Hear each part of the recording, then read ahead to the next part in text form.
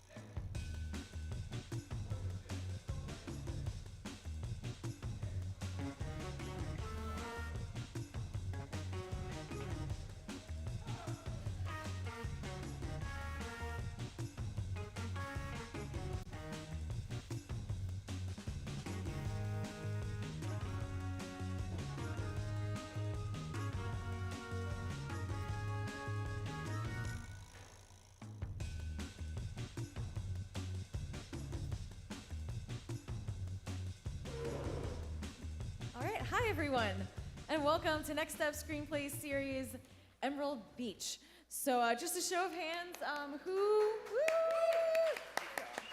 And thank you to those that are tuning in on our live stream. So hello to everyone at home.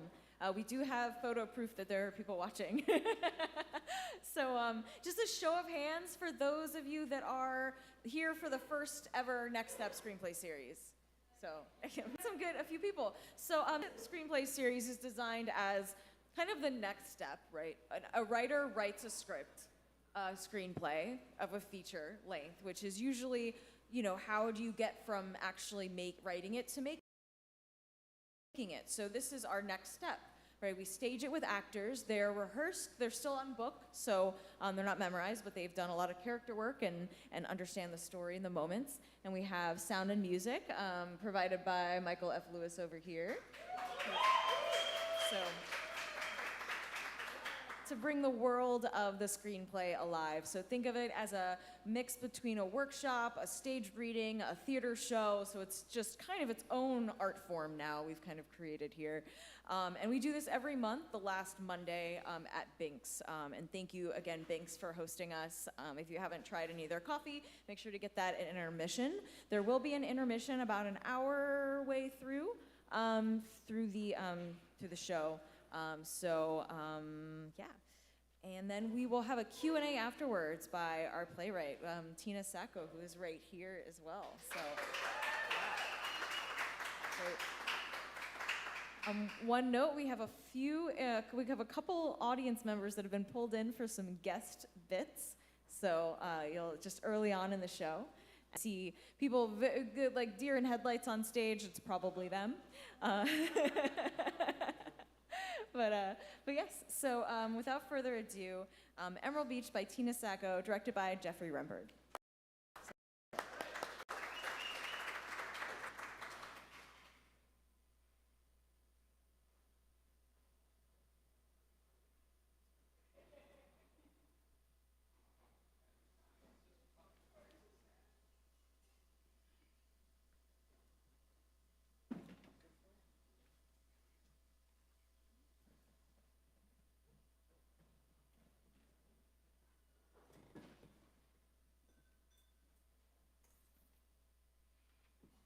Exterior, Ree Street, evening. A man's scuffed shoes run down a brick street. Title card, February 1944, Reese, Poland. Several pair of men's shiny black boots run down the same brick street. Panting heavily, a gray-haired man in an old long coat and scuffed shoes exits the narrow street and dashes towards a low stone wall, pulling a cylindrical object from the inside of his coat. Shots are heard before he reaches the wall. The man uses all the strength he has to throw the cylinder. As he falls, the man watches the cylinder wall. His eyes close and become still. Exterior, road, evening. Several feet below the stone wall, a pair of hands catches the cylinder. A man with the cylinder runs to the road as a car speeds past with door open. The man jumps into the car. It speeds off. Exterior, Ree Street, night.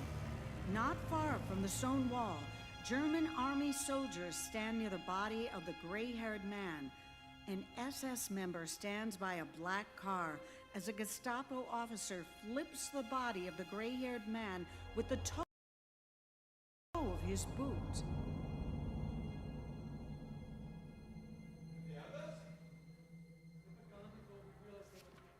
The Gestapo officer takes a deep breath. Then he turns, nods, and walks back to his car. Pulls out a gun and fires several shots in rapid succession. Exterior, night. A 1940s sedan travels along a lonely coastline road through a thunderstorm. 1944, Emerald Beach, Florida. Interior, car, night. Dan Fuller, 30s, dressed in a suit and tie under a trench coat and large rimmed hat, is driving. The car slows and turns. Exterior, Simpson Estate, night.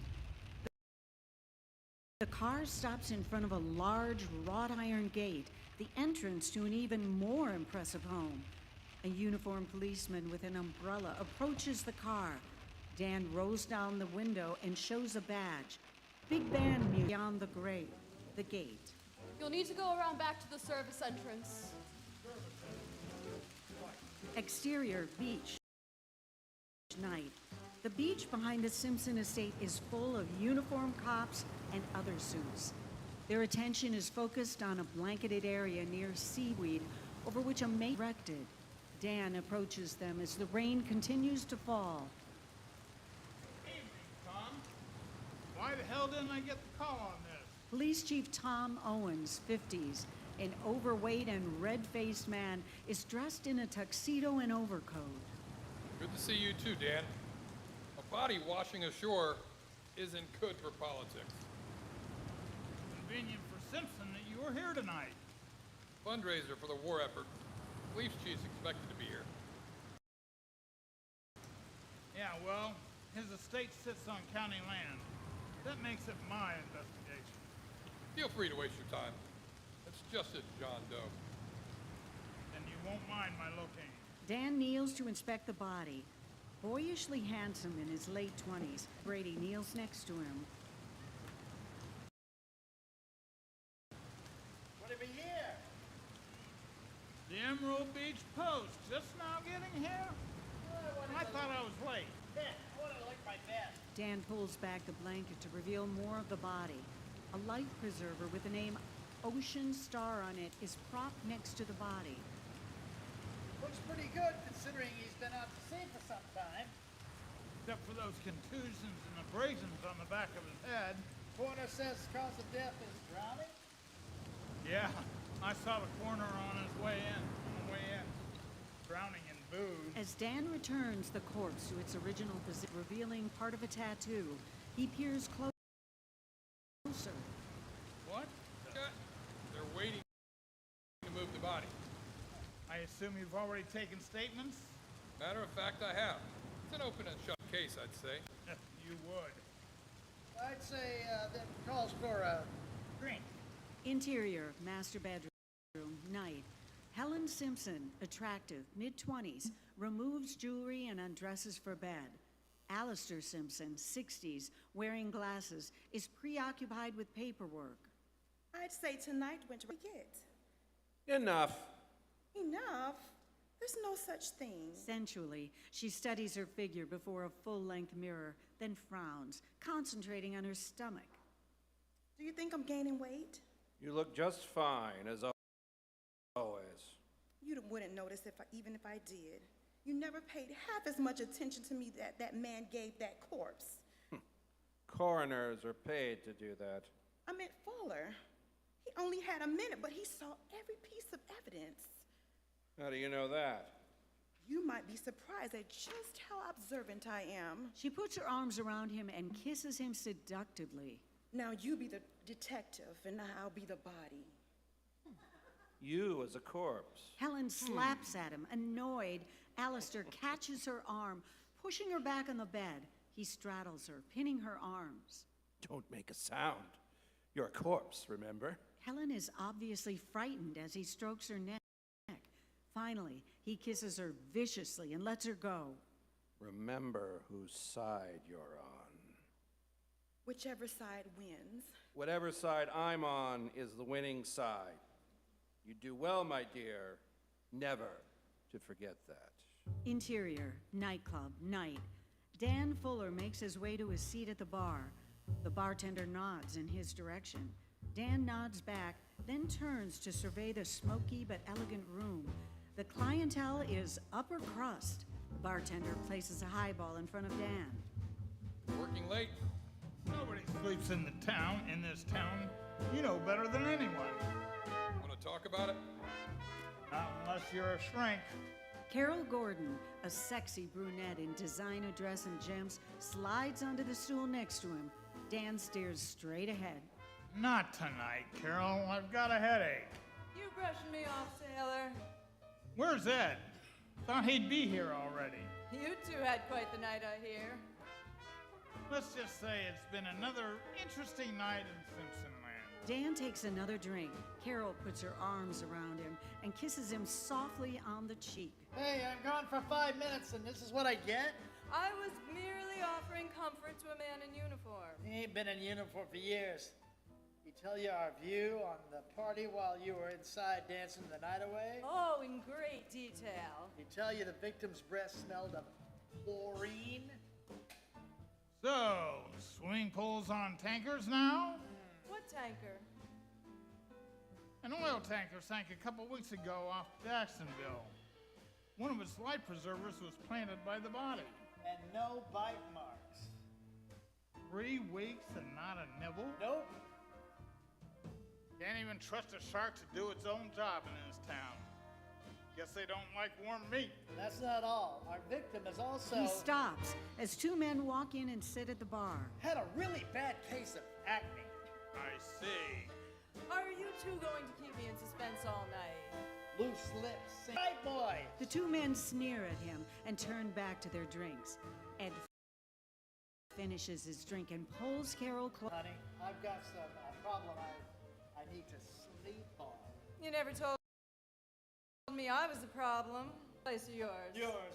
Oh, I can't face my dump tonight anyway. Besides, it's the only way I get to travel in your circle. Dan signals for another drink. Carol flags the barkeep.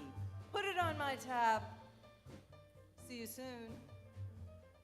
I see a few prospects here. Turn on the old charm. Don't think so. I've got some investigating to do in the morning. After I get the altered coroner's report, of course. Be careful. I'm a good swimmer. Interior apartment, day. An attractive teen sits staring blankly into space. A newspaper on the table lies open to a large spread on the drowning victim. She doesn't respond. Go away! Go away, Alistair! I warn you, I'll call the police! She jerks the door open to find Helen Simpson facing her. It won't do you any good, my dear. They're all on his payroll. Mrs. Simpson, Be a good hostess, please, and invite me in. Alistair should have done better than this, much better. She eyes Janet's stomach. How far? almost 6 months. The doctor says we're fine. I'll make this short. Helen takes a small purse out of her bag. This should give you more than enough to start a new life away from Emerald Beach. But you don't understand. Oh, but I do. More to clean up this mess. This might as well be me. I'm so sorry. Exterior, street, evening. 50-plus years later, lots of cars, buses, etc. jam the street in front of the Emerald Beach Post. As the sun sets and darkness rolls in, interior, newsroom, night. Behind her nameplate, subtitled Obituary Editor, Kate Mahoney, 20s, stares through dark-rimmed glass in front of her. Her mousy brown hair is pulled back with a barrette. On the desk are pictures and newspaper articles from the late 1970s about Ed Brady's murder and Dan Fuller's apparent suicide. Sam Siegel, 60s, Kate's editor, enters. Chubby and balding, he sits heavily on the desk and removes an unlit cigar from his mouth. Working late? What time is it? Almost 10. You must have found something interesting. I think so. Let's hear it.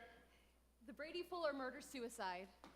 That happened. 30 years ago this month. Some things are better left alone. But this case needs to be reopened. No. Oh, come on, Sam. You said I could start doing No. How bad could it be? Don't ask. But this story needs a follow-up. A cop kills his best friend and no... Brady worked for the Post. There must still be people here who knew him. You must have known him. I did. So? If you're gonna do a story, do it right.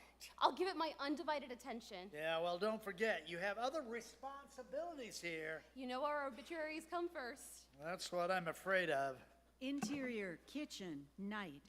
Kate pores over newspaper clippings of the Brady Fuller murder-suicide. Ed, Dan, and Carol in happy days, etc. She looks up as Grace, 50s, enters. Even in her night clothes, Grace reflects a beauty that's a cross between cultured elegance and relaxed flower child. What are you doing up? Oh, I couldn't sleep. Thinking about the Atlanta show? I need to decide which pieces are going so we can get them packed. Ruben will be here Monday to pick them up. What's all this? I'm doing a feature on an old Emerald Beach mystery. Grace picks up a clipping of Dan Fuller. Dan Fuller. You knew him. A little. Was he the officer that named you Wild Thing when they raided Buzzy Belmont's pop party? Or did you run into him on one of your other out there adventures? Confucius say, it not honorable to make fun of old hippie mother. Who said I was honorable? Hey, seriously, Mom, how did you know Dan Fuller? Well, he and his partner spent a lot of time at the cafe where I worked. Oh, was that Jim O'Brien? How do you know Jim? Old police blotters. Kate hands her a picture of the older Dan Fuller standing next to his car with 20-something Jim O'Brien. A wistful look passes over Grace's face as she looks at it. Sam said I should start with him. I see. Well, I think you might want to start somewhere else. He's been gone a long time. Operative word being been. He was gone, but according to Sam, moved back here a while ago. Exterior, O'Brien's house, day. Kate walks through the dirt yard decorated with rocks and slowly approaches the front door, digging through her purse. She pulls out a business card. As she peeks through a window, a voice comes from behind. I'm right here. Jim O'Brien scowls at her. He is ruggedly handsome, 50s, tanned and fit, wearing t-shirt and jeans. Are you Jim O'Brien? That's what's in the phone book. Can we talk? Looks like we are. Would you mind if we went inside? Right here's just fine. He stabs the shovel into the dirt. Kate watches in silence before clearing her throat. So I understand you were a partner? You're a little late. I read about what happened. You don't think Fuller killed Brady over that woman? Now, if you'll excuse me, you were on your way out. You sure you're Jim O'Brien? Oh, I'm sure. I don't believe it. Really? Are you a reporter? Yes, I am a reporter. Right. My mom said you were probably the only person that could help me clear Fuller's name. She lied. Look, miss. Mahoney. Kate Mahoney. You knew my mother, Grace Mahoney? I guess you didn't pick up many of your father's features. I wouldn't know. Interior, dining room, night.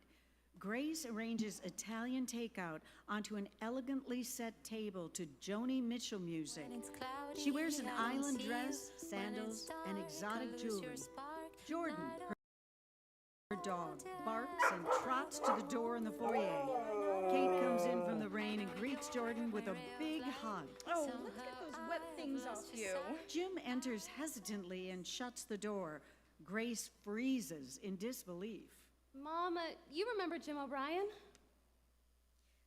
Well, when you said you were bringing an old friend, I thought you meant an old friend of yours. Oh, meet Jordan. Jim roughs with the dog and then stands. He locks eyes with Grace for more than a moment. Hello, Grace. You are still as beautiful as ever. And you still look, Good, Mom. He still looks good. Grace turns to hand the coats up in the foyer as Kate leads Jim into the living room. he sure does. Interior, living room, night. Kate places a table. I really appreciate you helping me. Jim's eyes follow Grace as she enters It's the least I could do for an old friend. towards the dining room. Dinner's just about ready. Great, I'm starving. You know, it's a little hot in here. I'm just gonna check the thermostat. The dining room is this way, Grace leads Jim into the dining room. I heard you left Emerald Beach. I worked for the years, but I prefer things I can eat. I heard you left too. Yes, I did. It's a nice house. Thank you, we like it. I guess I should say I like it. Kate practically lives at the paper. How old is Kate? Oh, don't let it get cold. Exterior, Jim's car, day. Surfing music blares from a late 60s convertible traveling down a coastal highway. Jim is behind the wheel wearing black, is slumped over a cup of coffee in the passenger seat. You awake yet? Define your terms. What kind of newspaper woman are you? To get a good story, you need to be up at the crack of dawn. It's Sunday. What? Nobody makes news on Sunday. I can see I've got my work cut out for me. Kate points to the radio. Just what is that exactly? It's surfing music. I also have a large collection of rock and roll. Buddy Holly, Elvis, Gene Cochran. I guess you kind of missed the whole 80s, 90s thing. Well, I have a vague memory of that time period. It was somewhere between the 70s and who needs melody anymore, wasn't it? The car turns into the driveway, flanked by shrubbery walls on a large estate. Jim parks in the covered circular driveway. Interior, Carol's house, day. The house is full of beautiful antiques, oriental rugs, and priceless pieces of art. Stiffly formal, the butler, 50s, opens the door. Welcome, Mr. O'Brien. Mrs. Gordon is expecting you. He leads them into a small sitting room. Regally elegant, Carol Gordon, 80s, sweeps into the room wearing a three-piece silk ensemble. Around her neck is an exquisite necklace made of onyx and imperial gold. A larger onyx and gold ball drops from the center, suspended by 3 strands of tiny cubic zirconia beads and gold filament. Carol, I appreciate you seeing us on such short notice. Nonsense. I was so delighted to hear from you after all these decades. Your call made me think of much happier times. And this is? Kate Mahoney. Of course, from the newspaper. When you reach my age, you know more about the obituary section than you would like. Hopefully you're not here to write mine. Actually, I'd like to ask you about 2 of your old boyfriends. I mean... Dan and Ed, of course. The butler enters pushing a cart full of danishes, fruit, 3 cups of coffee, cream, and sugar. They each take a cup of coffee. I still miss the times we had together. How did you all meet? Ed and I met while he was creating a story about my late husband. He was an excellent writer. Could you tell me about it? Arthur died during the London Blitz in 1940. He could never miss an opportunity to add to the family fortune, even during a war. He left me a fabulously wealthy young widow. She takes out an ornate cigarette box, lights a cigarette, and exhales before continuing. I started seeing Dan to make Ed jealous, but I soon realized that those 2 share everything. And I do mean everything. What can I say? We were a happy trio. What an unusual necklace. It's one of a kind. Ed gave this to me the last night the 3 of us were together for Christmas. Do you have any idea what actually happened to Carol? One thing I can tell you with absolute certainty. Dan Fuller did not kill Ed Brady. Dan probably told you I was with him the night Ed disappeared. All night. I understand Mr. Brady was following up on a story he'd written years before about a sailor who washed ashore at the Simpson estate. I'm impressed. How could you possibly know that? After 25 years, information becomes public record. So when I pulled the FBI files under the Freedom of Information Act, I also requested a list of other people who'd asked for them. Ed's name was on the list. Do you know why Ed might have wanted to pull that information? Well, the case always bothered the boys. Ed was looking to see if Alistair Simpson could be implicated based on additional evidence that became public at the time. What kind of evidence? A scar on the man's armpit. Dan believed it was from having a tattoo removed. Tampered evidence. SS?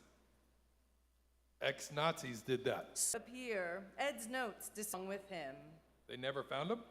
What about the Simpsons? I understand there was quite an age difference between them. Helen was stunning, but not a gold digger, if that's what you're thinking. Somehow, she always had plenty of money herself. Quite the ladies' man. Alistair had his mistresses. Who was he seeing then? A Canadian woman, Yvette Lemieux. She wintered in Fort Lauderdale. Irene Goldstein in Miami, to cover his Nazi sympathies, I'm sure. Elsa von Weck. He helped her marry George McConaughey when the war broke out so she could stay here. But who was he seeing when the incident happened? Why, all of them, of course. Carol takes another cigarette and holds the case out to Jim and Kate. Embarrassed and stunned, Kate absentmindedly takes one and twirls it in her fingers. Carol hands her an ornate lighter. Here, allow me. She flicks open the lighter and ignites Kate's cigarette. Kate not to choke. They're imported. Anyone else we should know about? There was talk of a hairdresser and I believe a congressman's daughter, but that one was just a rumor, I think, to get him to vote for one of Alistair's pet projects. I think that's enough to get us started. You've been a big help, Carol. I'm sure Dan would have really appreciated it. I believe he would. Oh, Miss Mahoney, wait. Takes off her necklace and plays on Kate's neck. I'd like for you to have this, for good luck. But I can't. Oh, nonsense. I hope you find your story. Exterior, Jim's car, day. Waves lap at the beach as Jim's car heads back up the coastal highway. Kate's hand has a death grip on her door support. I didn't know you smoked. I don't. Pull over. Interior, restaurant, evening. Kate slowly exits the restroom and joins Jim at the bar, where a TV set is showing the evening news. You okay? Bitters and ginger. It will either kill you or cure you. Thanks, I think. Give it a couple minutes. You better slow down. Isn't that your third ginger ale? Yeah, but I can hold my poison. Whatever made you... Just stupid, just plain stupid. She leans on the counter, head in hand. The bartender places 2 ginger ales in front of them. Kate sighs.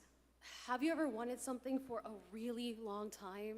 Then you finally get a shot at it, when what you've been wanting, and you get so excited, you try to be something you're not, and blow it all up? You wouldn't understand. You might be surprised. I've been doing nothing but writing obits since I left school. Sam finally gave me a chance to do a real story, and She glances at the TV. Sharon Elliott, a very poised and attractive reporter, is covering the governor's visit. Rub it in, Sharon. One of my former classmates. Well, we really can't do much more here today. If you're feeling better, I say we go home and make our plans for the week. Interior, foyer, night. Kate and Jim are greeted by Jordan as they enter. Oh, dinner's just about ready. Right then. I will call you tomorrow. Oh, there's plenty here, really. If you'd like to stay? In that case, I'll, Interior, kitchen, continuous. Kate follows Grace into the kitchen and peeks into an array of pots on the stove. Grace takes a roast out of the oven. A pie cools on the counter. Is that what I think it is? I guess that depends on what you think it is. Roast, scalloped potatoes, asparagus, glazed carrots, an apple pie, and... What's that other thing I smell? I don't know what else you could be smelling. Something very fishy. There is sweet tea in the refrigerator, and use the goblets. Interior, newspaper morgue, day. Kate searches microfiche films.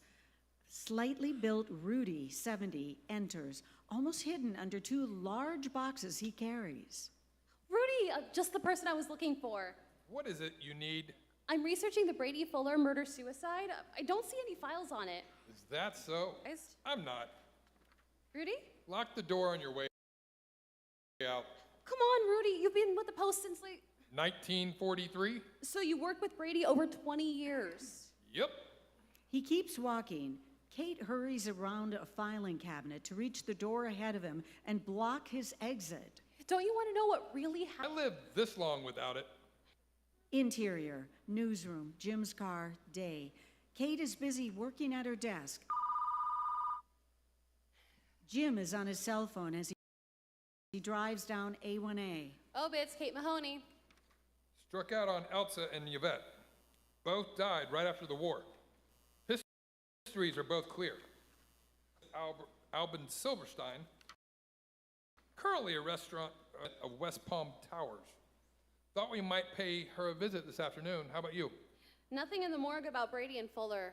Lots of society stuff on The Simpsons. A mail clerk comes by and throws a paycheck on Kate's desk, along with a manila envelope. Anything on the congressman's daughter or the hairdresser? Kate opens the envelope and pulls out some 8x10s. Negative. Got some photos. Maybe Irene can identify some of these people. I filed a petition to access court records. I've done that. Standard procedure, isn't it? I am a private investigator. If I wanted everyone to know what I was working on, I would be a public investigator. What time do you get off? About 20 minutes. Good, I'll pick you up. Interior, West Palm Towers, day. Jim and Kate enter the lobby as an older woman struggles with a large package. Jim catches it before it falls. Oh, thank you, Mother. I didn't realize it was so heavy. I'd be happy to just point the way. As they reach the end of the hall, a sign reading "Elevator out of order" points them to the stairs. Interior, stairwell, day. The older woman leads Kate up the stairs past the 4th floor landing. I don't believe I've ever seen you here before. We're visiting my aunt, Aunt Irene. Oh, you mean Irene Silverstein? Oh, do you know her? Of course I do. She's on the 7th floor, too, just down the hall from my mother, Emily Springer. Jim groans when he hears 7th floor. Kate looks at him. And how is your mother? She's doing fine. It's so nice of you to ask. Interior, outside Irene's room, day. Sweaty and disheveled, Jim tries to catch his breath as Kate knocks on the door. Come in. The door opens. Kate and Jim enter the room. Irene sits in a lazy boy by a table of food and beverages, interacting with the soap opera on TV. Would you look at that bum? Some nerve. I would never let a dirty schmuck in like that. Thinking she's talking about him. I apologize. I was just trying to help. Not you. What self-respecting slut would take back that conniving SOB after he had the chutzpah to screw her daughter in order to take all her money through blackmail to spend it on some guy who got his sex changed in Thailand just so he could seduce his own brother, who could become a priest so he could be near his ex-wife who entered a convent thinking she was a nun because the stupid doctor gave her the wrong drug that caused her amnesia, and she forgot she was really heir to a telecommunications fortune, and she got by default when the rest of her dirty cop who found out her mother had been secretly married all these years to an Arabian prince. Kate and Jim shake their heads, dazed. A commercial comes on. It's what? We were hoping you might remember a body washing ashore at the Simpsons. Oh, like it was yesterday. Oh, what can you tell us about these pictures? I'd say they were taken with a Mercury 35mm camera. Rotary blade shutter f-stop was probably... Actually, we were more interested in learning about the people in the pictures. Then why didn't you ask about them? That's Alastair Simpson, the bum with his crooked accountant, Javi Metzger. Crooked? Sure. How else could you explain people who couldn't even pay temple dues suddenly being able to buy a huge house on the intercoastal when the rest of the community was still suffering? He was a Gneff, all right. What else you got? Can you identify the women in this picture? Helen Simpson and Carol Gordon. They acted like the best of friends until Alastair died. Even though I could tell they didn't spoken since. Don't ask, I couldn't tell you. I try to stay out of other people's business. If they want to stab each other in the back because of awards at flower shows or outbidding each other on artwork, that's their problem, not mine. How about this one? This was taken the morning of Elsa's wedding. We were all part of the bridal party.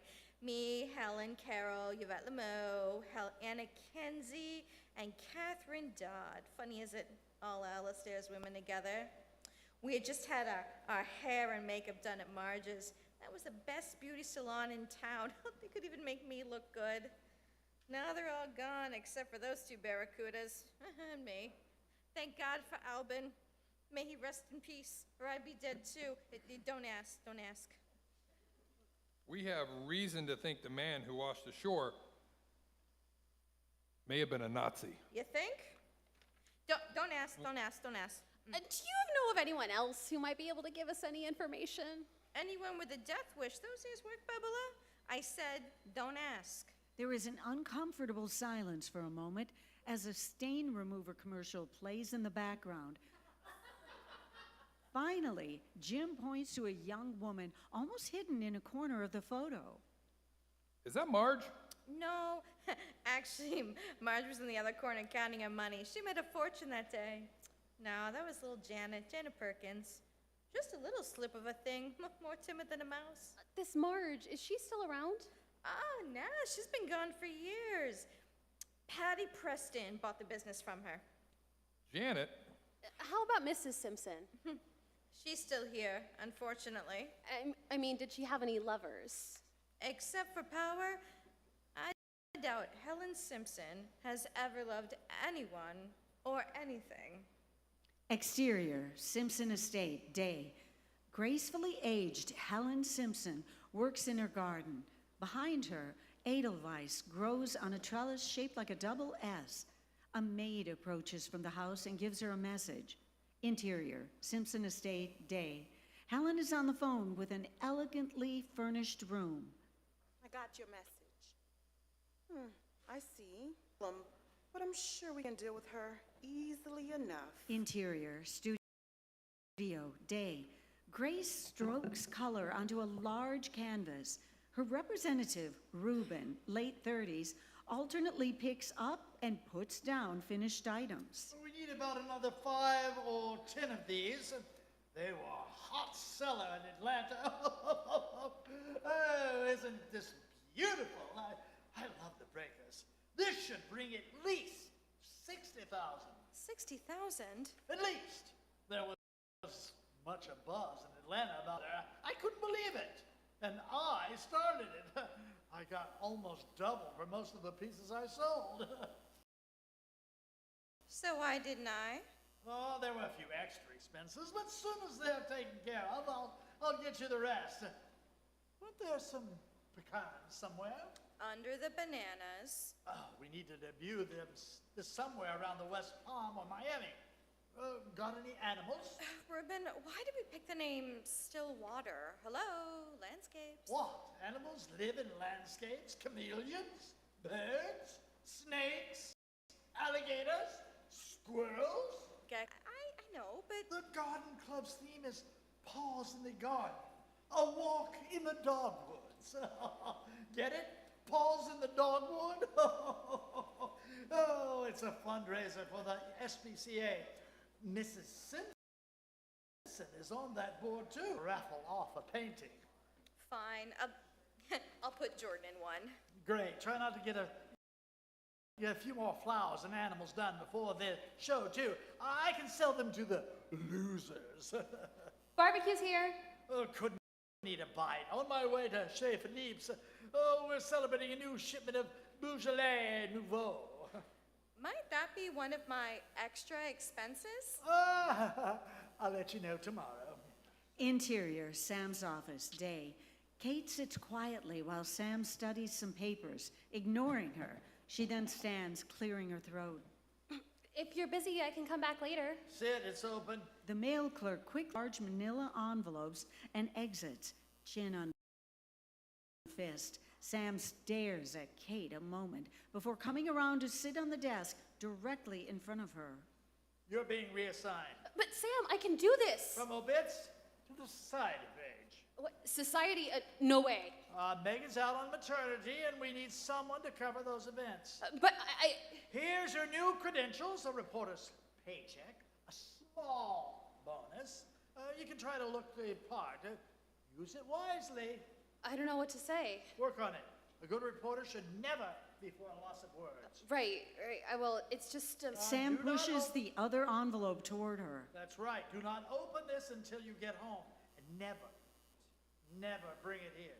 What is it? Notes from Brady file along with Rudy's shots of the scene. Rudy. He's Brady's photographer. Thanks, Sam. This will help a lot. Don't thank me. Mr. Morgan had them released. Mr. Mr. Morgan, the publisher? You told him I was doing a feature. No, I did not. You were investigating people that were his friends. One of them, unknown to us, has contacted him. Obviously, someone fairly powerful. Keep in mind, you will be moving in a social circle. You must not give any indication that he knows about this assignment. Is that clear? Mr. Morgan is first and foremost a journalist. Otherwise, he wouldn't have jeopardized his name for this, or his career, or possibly his life by giving this to you. My biggest concern is how many other people know. Interior van, day. A man sits in a darkened van listening to Sam and Kate through a headset. Both of us could wind up unemployed or worse. Exterior, street, evening.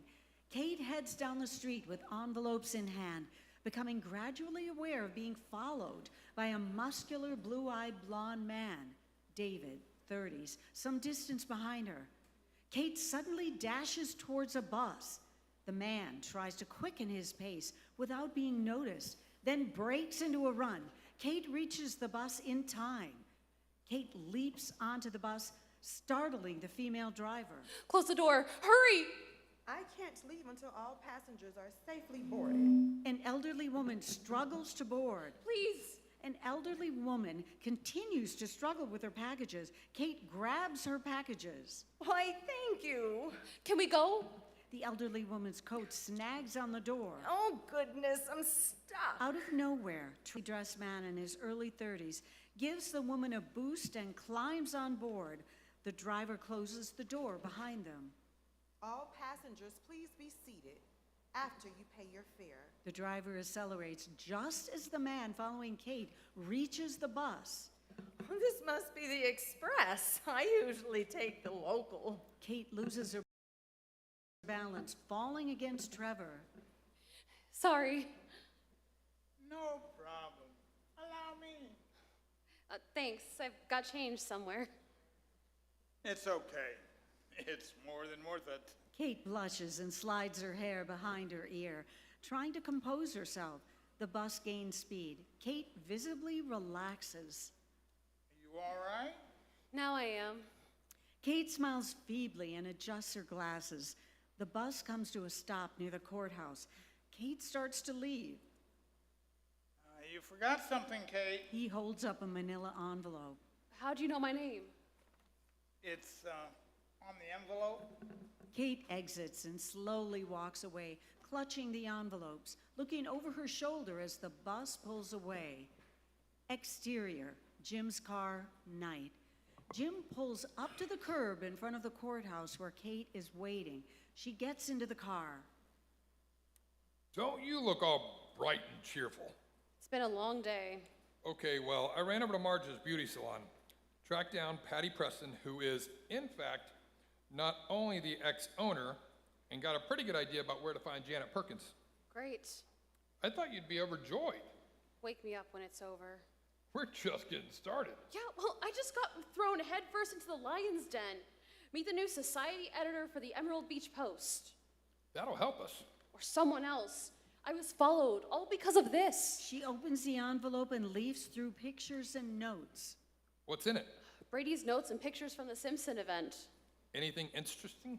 Hard to tell. You know better than I would. Jim brings the car to a stop in front of the house.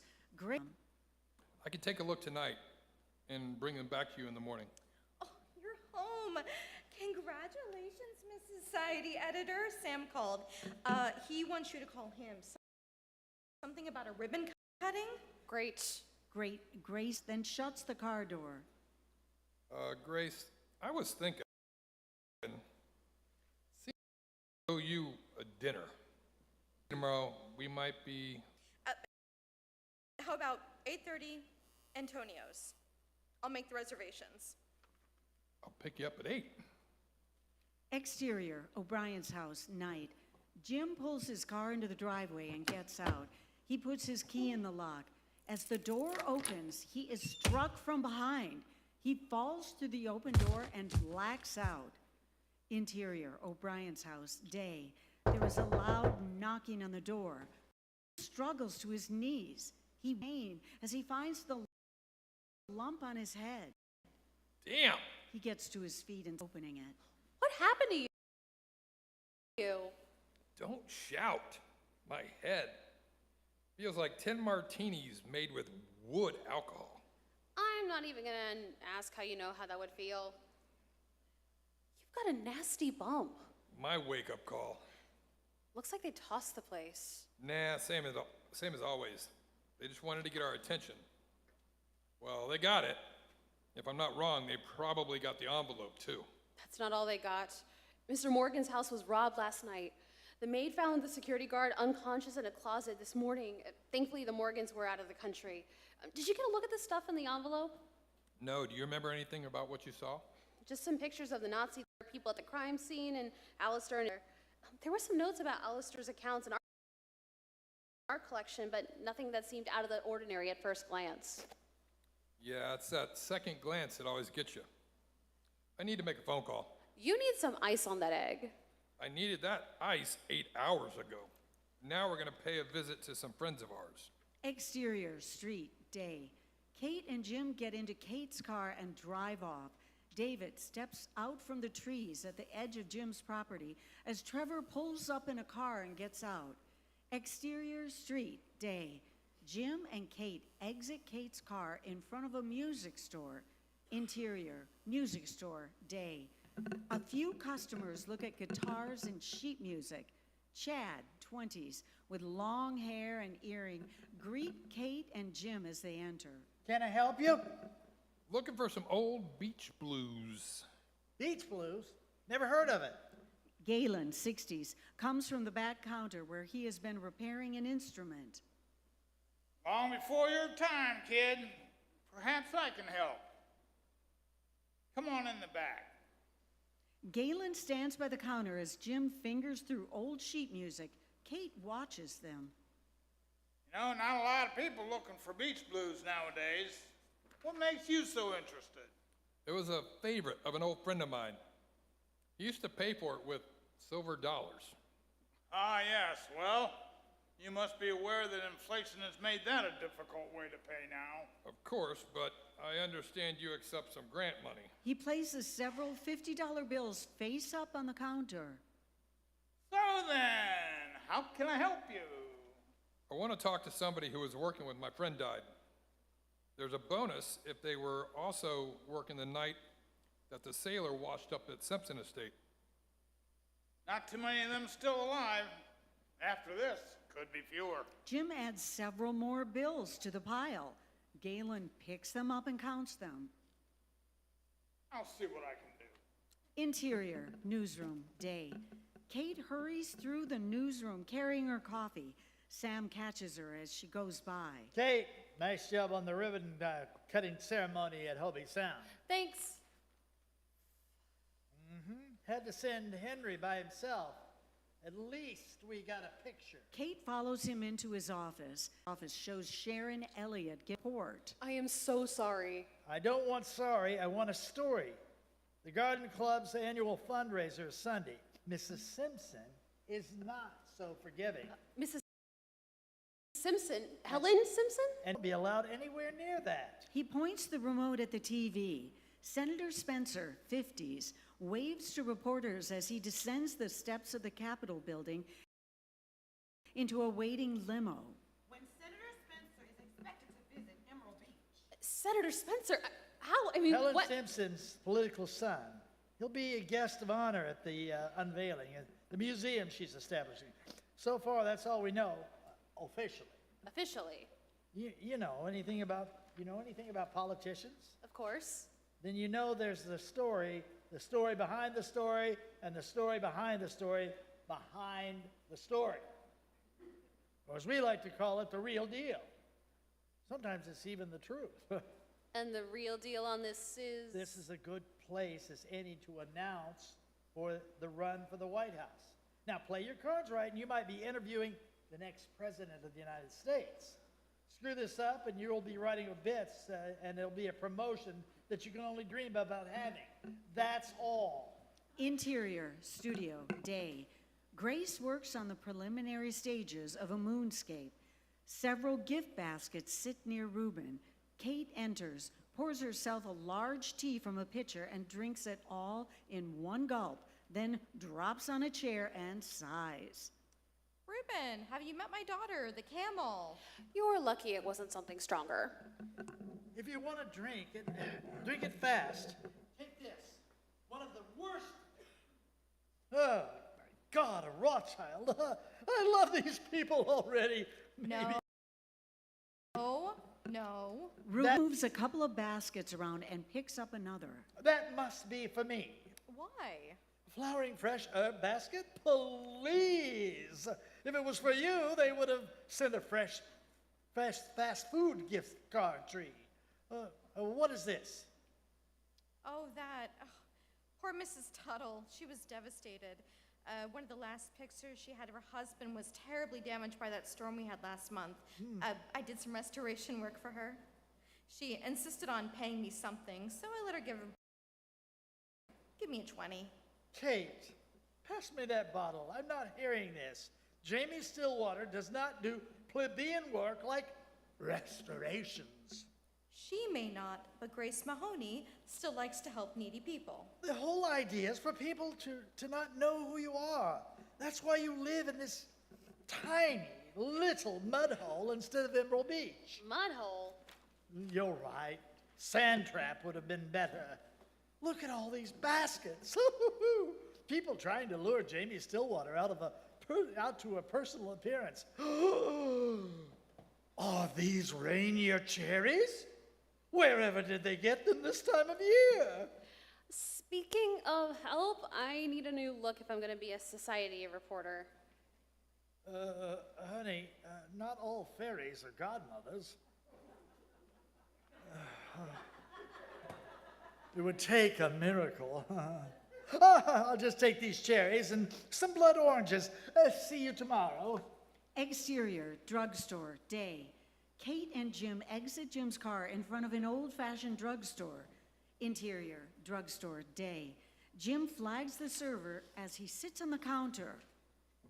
A couple of coffees, please. What a waste. What?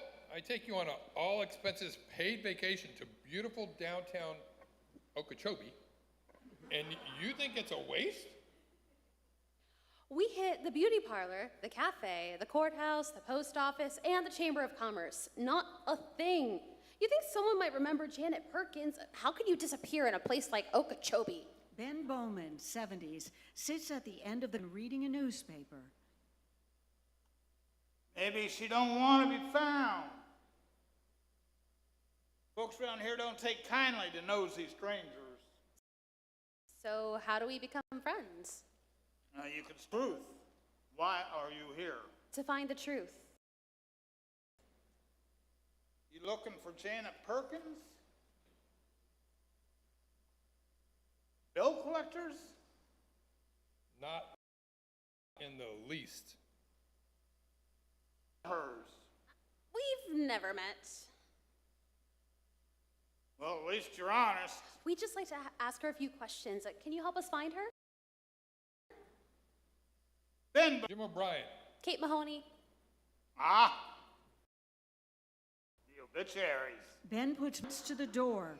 Jim quickly follows suit. Kate looks at him smugly. I had no idea I had such a following. Don't let it go to your head. Maybe some of your readers are just checking to make sure they're still alive. Exterior, ranch house, day. Cattle graze in a pasture. Horses run in a paddock. Ben's truck and Jim's car pull up to the large two-story house. A long porch runs along the front of the house. Kate and Jim exit their car. Ben exits his truck. Janet, very attractive, trim and shapely, as she exits the paddock wearing jeans and boots.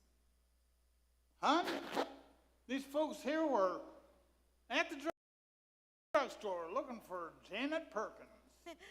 Bill collectors? No. In that case, Janet been Janet Perkins in many, many years.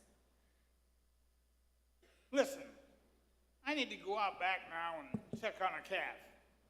Nice meeting you folks. Miss Bowman, Janet. Janet, if you don't mind, we'd like to ask you some questions. I know. That's why Ben was waiting at the drugstore. We've been expecting you. Interior ranch house, day. Janet sets a tray of iced tea down and hands glasses to Kate and Jim before sitting down with her own. Now, what would you like to know? We're curious about a John Doe who washed ashore in 1944. On the Simpson estate, June 6, 8:34 p.m. to be exact. Did you know him? Very well.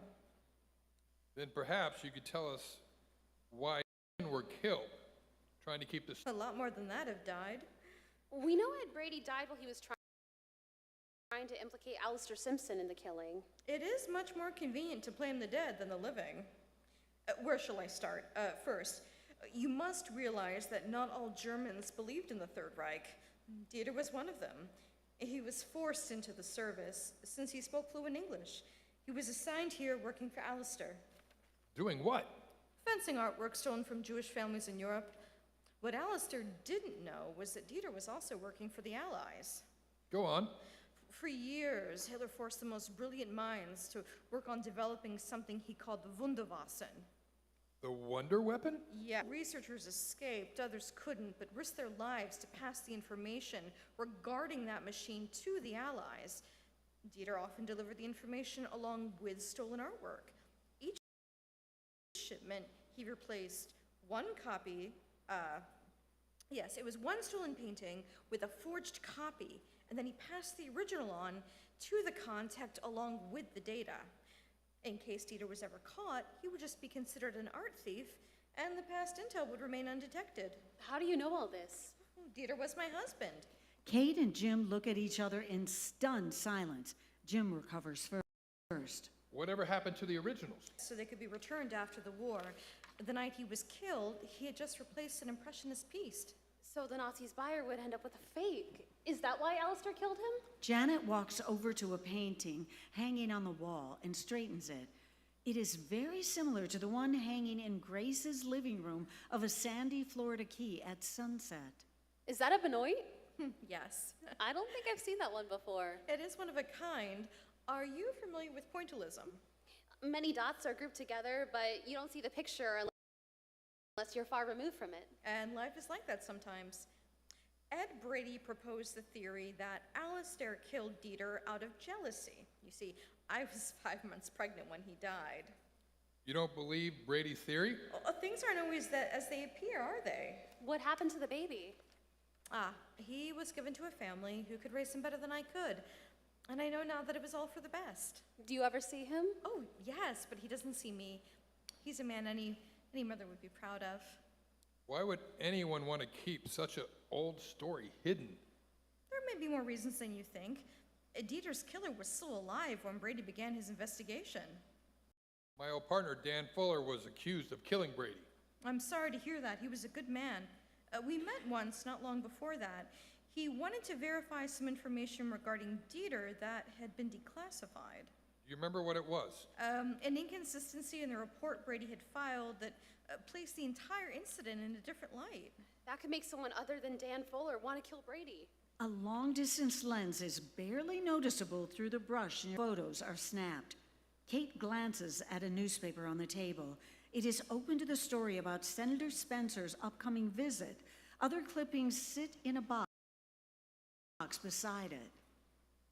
Senator Spencer? He's your son. Mm-hmm. You said others were killed?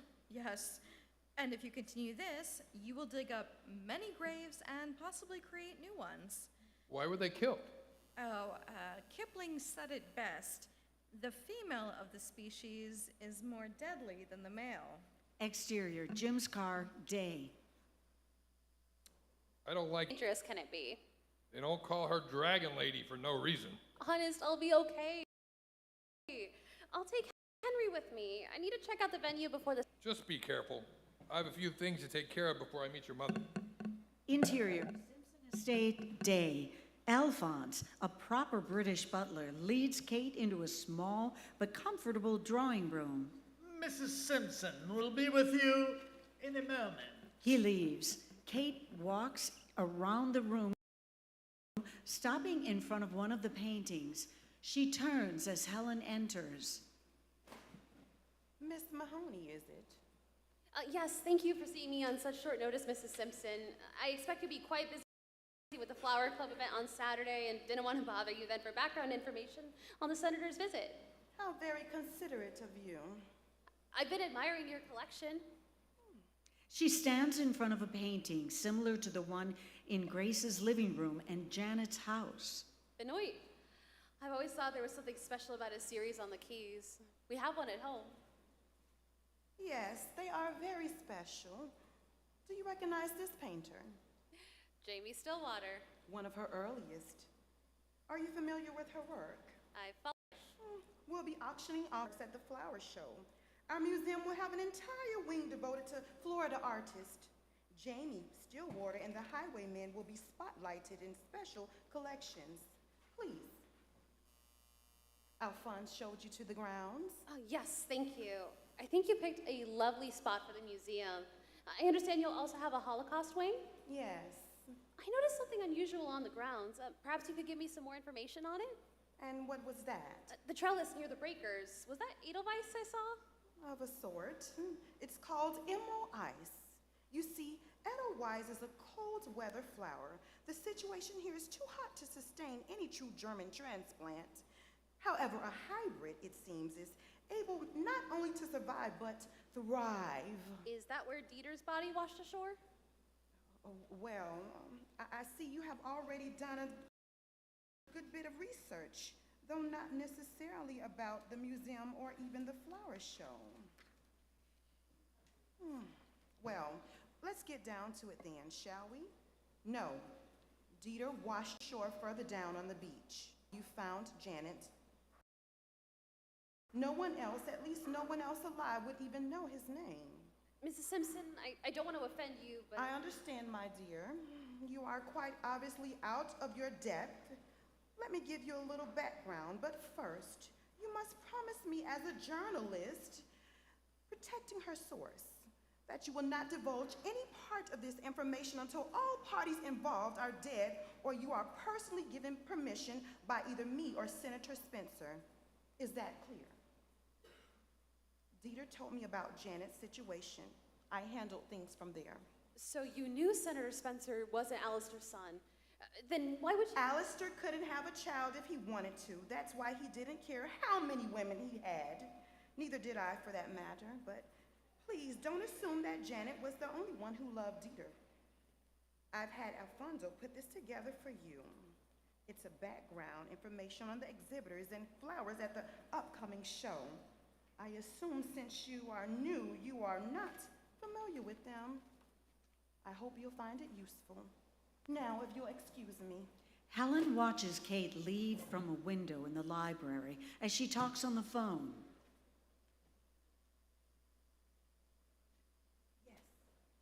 Yes. She just left. Obviously, she found Janet. We need to move quicker. Do it tonight. Interior, newsroom, night.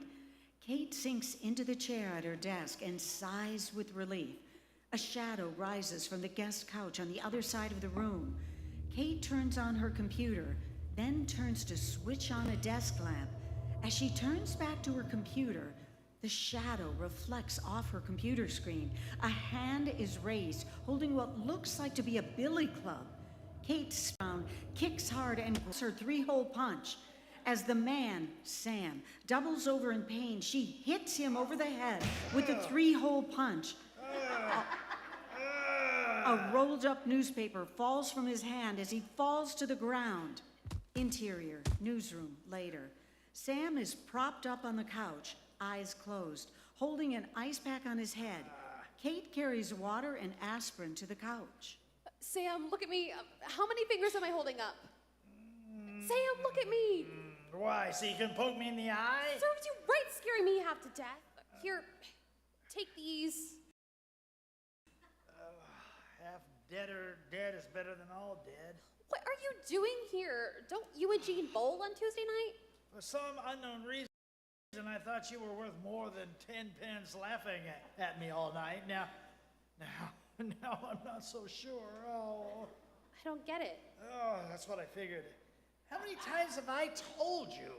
In order to write the news, you must read the news. Hand me the paper. Better yet, you read. Oh. Okay.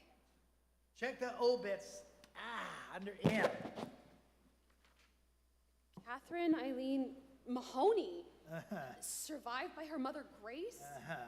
This doesn't make sense. Who put this in? I was hoping you knew. Anyway, I figured you were still alive if you find your way back here.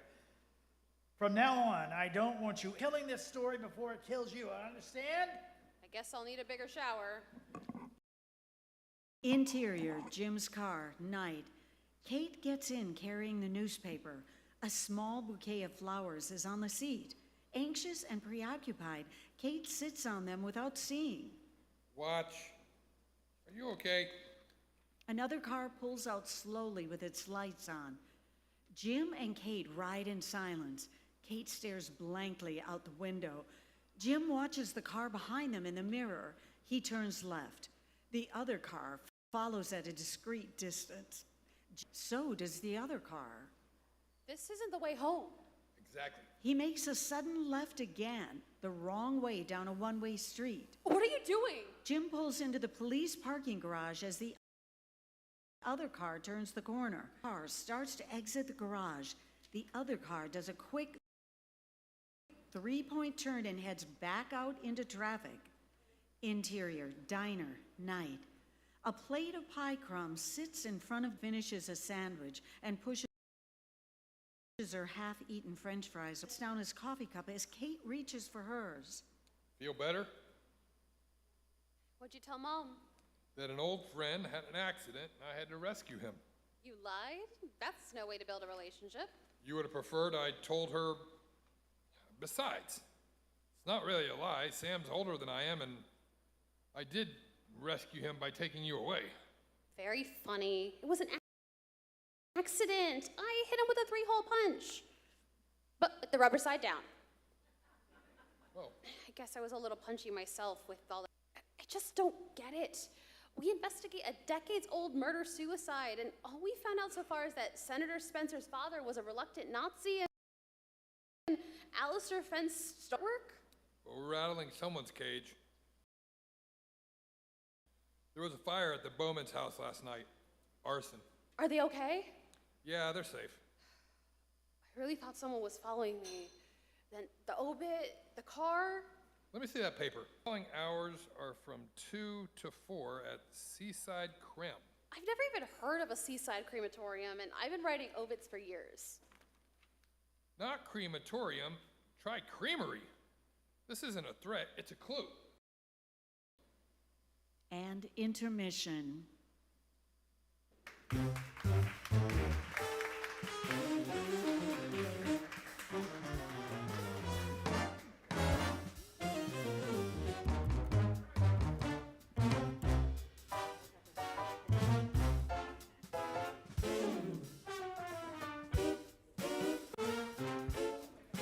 We will resume in 10 minutes.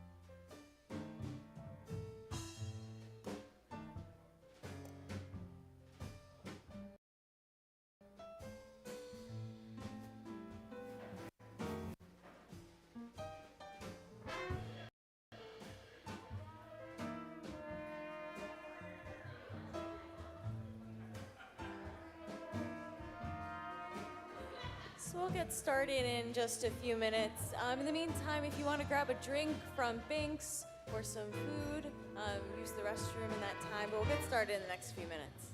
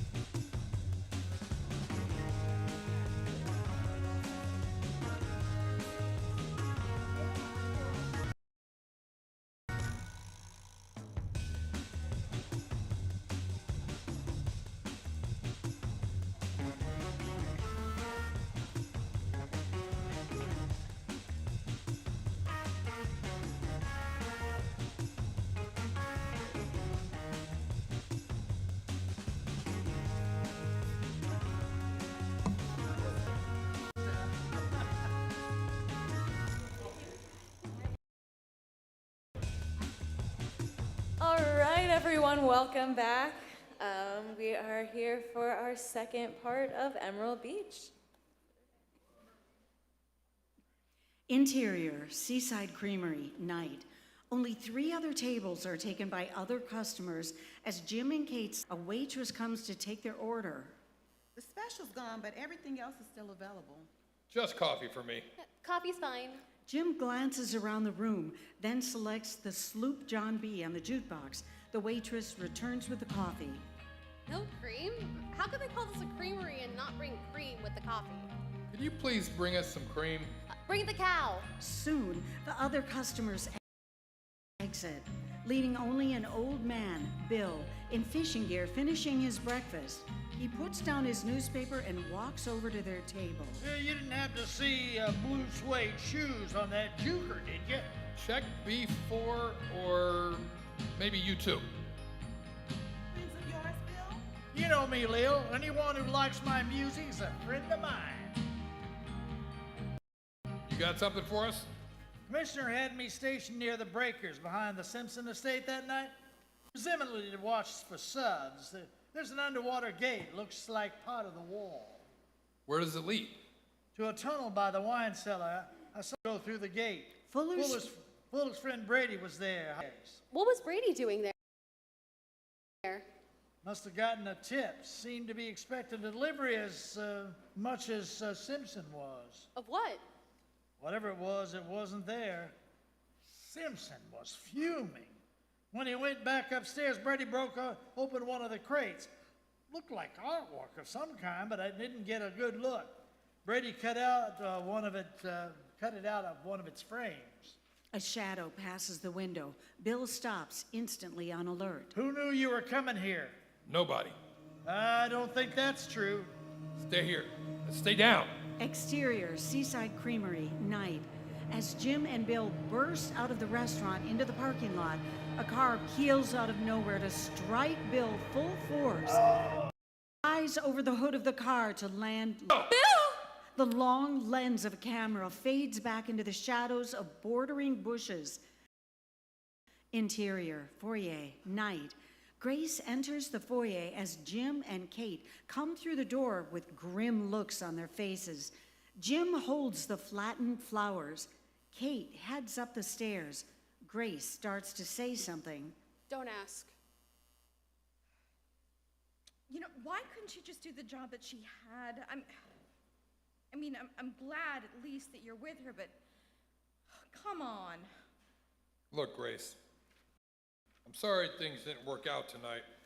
If you're still speaking to me again, maybe we could try it again tomorrow? Exterior, Garden Club, day.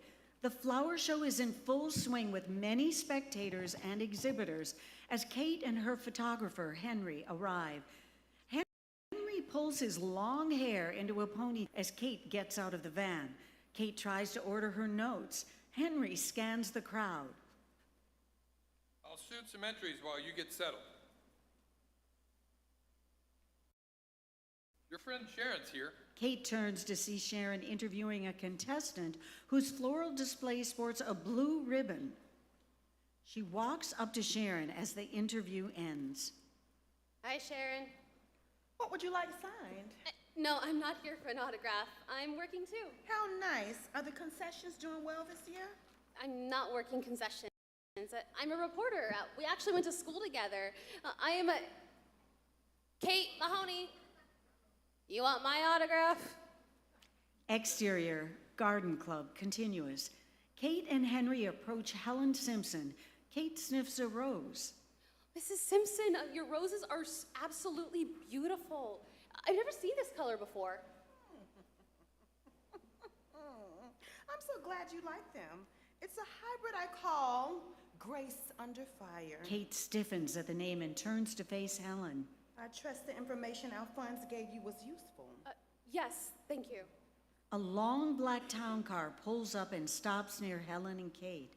The crowd gets noticeably quieter as a uniformed chauffeur opens the door. Carol Gordon, immaculately styled, exits the car with a regal air and slight smile. She nods to those watching and walks to where Helen stands next to the painting being auctioned. Helen greets. Carol, what a surprise. My dear Helen, I plan on getting out much more often. I even bought a new car. Forgive me, but I don't recall sending you an invitation. Oh, you've off your mind.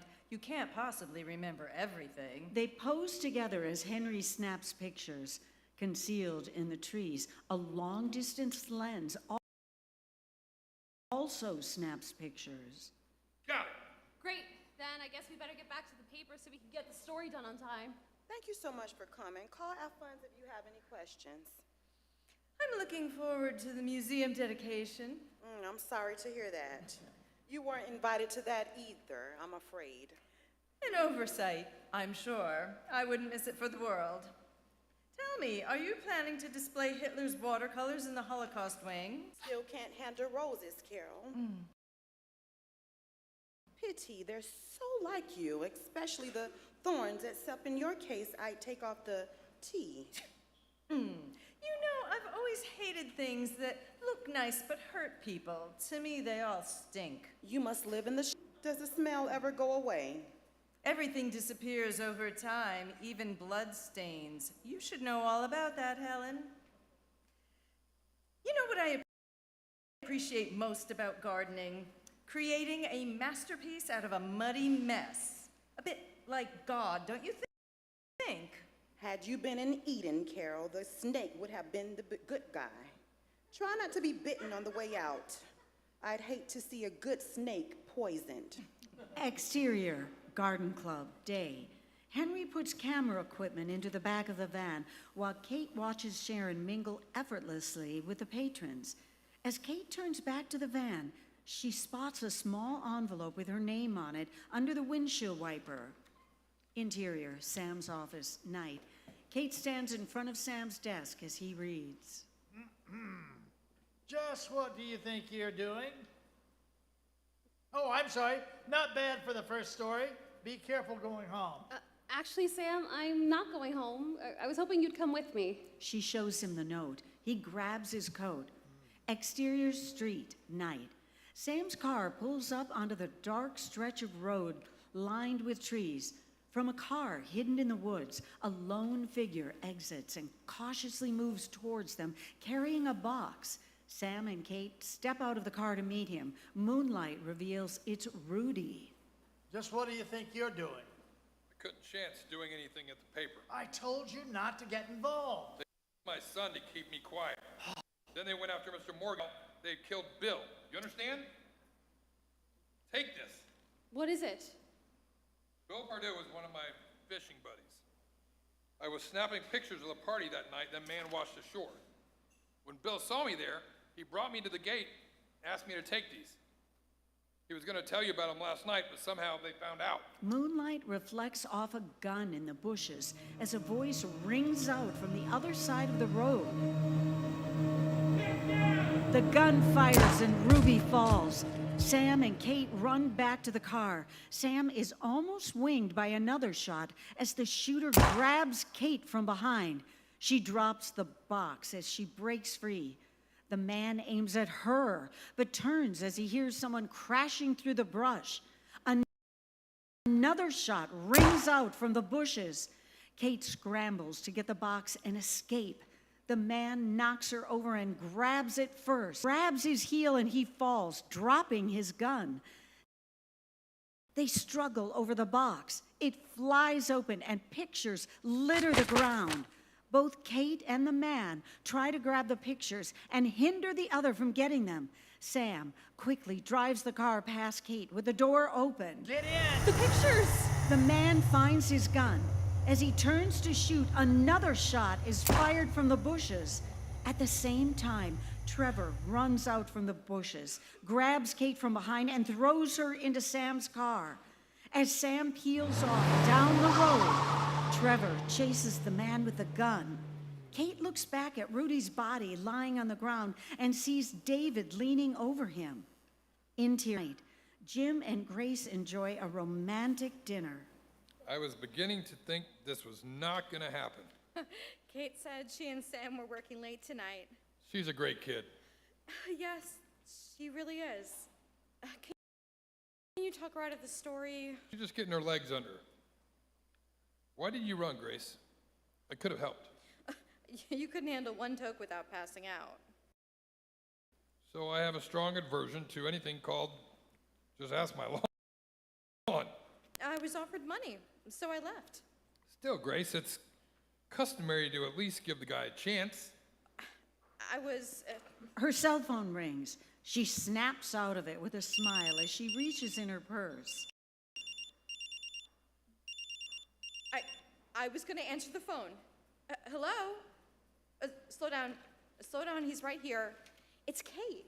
Interior, living room, night. Kate is curled up on the sofa, hugging a large pillow. Jim hangs up the phone. Sam's fine. It barely broke the skin. Rudy's serious, but stable. You sure it was the same guy? Positive. He was shown up when I was given pictures, and each time the same other man seemed to help rescue me. Good observation. Seemed you sure rustled some feathers. Yeah, well, I'm gonna ruffle some more. I'll teach them they can't scare me away from a good story. Now you sound like a reporter. Jim, don't. She doesn't need you to keep putting ideas in her head.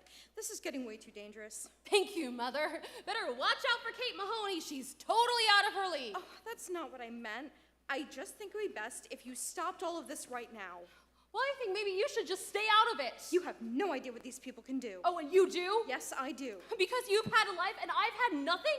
Whose fault is that? All I've ever done is study! Ladies, please. What do you mean you've done nothing? You were an honor student, you won scholarships and awards. Oh, what friends did I have? When did I ever hang out at the mall? I never went to a single dance, not even my own prom. And boys' home, we won't even get into that. I'm supposed to mix in with a bunch of socialites? Ladies, maybe... You know, you're right. I did a lot of things, most of which I am not proud of. And other girls would appreciate her mother who didn't want in the same stupid mistake she did. Oh, is that what I am? A mistake? Ladies, calm down. You stay out of this! Everything I have done has been for you. Don't you think I would have liked a different life? Oh, then maybe it's time you had it. Either I can handle myself or these people kill me. Either way, you won't have to worry about me anymore. Maybe it would be a good idea if I took a look around. Exterior, Grace's house, night. As Jim walks around the far side of the house, Jim hears footsteps in the dark. He reaches for his gun. That won't be necessary, O'Brien. David and Trevor step into the light, guns drawn. Interior, upstairs, landing, night. Subdued and humble, Kate heads back into the living room, and then quickly and silently backs out of sight. Interior, living room, night. Grace tries hard to remain composed. David towers over her with a finger to his lips for silence. Unseen by them, Kate removes a candle and grabs the holder firmly in hand. She sneaks to the door of the room, then flies at David. Trevor dashes into the room and quickly disarms Kate, pinning her down as she tries to fight back. David pulls Carol's necklace off Kate's neck. In two twists, the bauble on Carol's necklace comes apart, and a tiny electronic bug falls out. David smashes it under his heel, just as Jim enters with a debugging device and does a quick sweep of the room. Clean. I apologize if I hurt you, Miss Mahoney, but we couldn't risk speaking until we were able to neutralize the leak. He flashes CIA credentials and nods towards the other man. My associate, David. Please, sit What do you want? Why were you following me? To keep you safe. He takes some pictures out of his pocket and hands them to Kate. They are those from Janet's Seaside Creamery, etc., taken by the long lens camera. In each, the same man who fought Kate for them is seen watching Kate or eavesdropping. Manuel Eduardo Carone, former KGB agent. He was part of the same ring as Alistair Simpson. Trevor takes out other photos. These fell out of the box Rudy tried to give you. The pictures show Alistair and Dieter, wrapped art unloaded under Alistair's watchful eyes. Brady, dressed like a ship, hand watching from under a stairwell. Brady ripping Dieter's body where he landed on the rocks at the bottom of the breakers. Ed Brady looking over his shoulder. Oh, that looks like Ed Brady. That doesn't make Brady witnessed the murder. He knew Alistair didn't kill Dieter. So why would he try to implicate him? To throw a red herring across his own trail. Brady killed Dieter. No. Brady? Makes sense. Dead men can't be tried. Pinning it on Simpson would get him off scot-free. Someone knew. Is that why Brady was murdered? That remains to be seen. That still doesn't explain Fuller's death. Or why someone was mad we found a connection to Senator Spencer. Grace gazes at the painting on the walls while she fingers what's left of Carol's necklace. Oh, what a shame to destroy it. It's okay, Mom. Brady gave the necklace to Carol the last... Whoever sold it to him used it as a homing device in order to kill him. But that's not why you're here. No. I don't suppose you'd like to tell us. You know the line. How does this affect the senator? Besides the media finding out the chairman of the Armed Services Committee is a Nazi son? Point made. What about Kieran? Trevor nods to David. David sets a small computer in front of them. First identified soon after Fuller's death. Ironically, us to him. Well, how so? During the Cuban Missile Crisis, Fuller became focused on the KGB. It was one of his greatest hobbies. At that same time, MI6 identified 4 double agents in their ranks, also working for the KGB. Kim Philby and company. Trevor gives her an appreciative glance and smile. She instinctively pulls her hair back behind her ear. The exchange is not lost on Grace. Correct.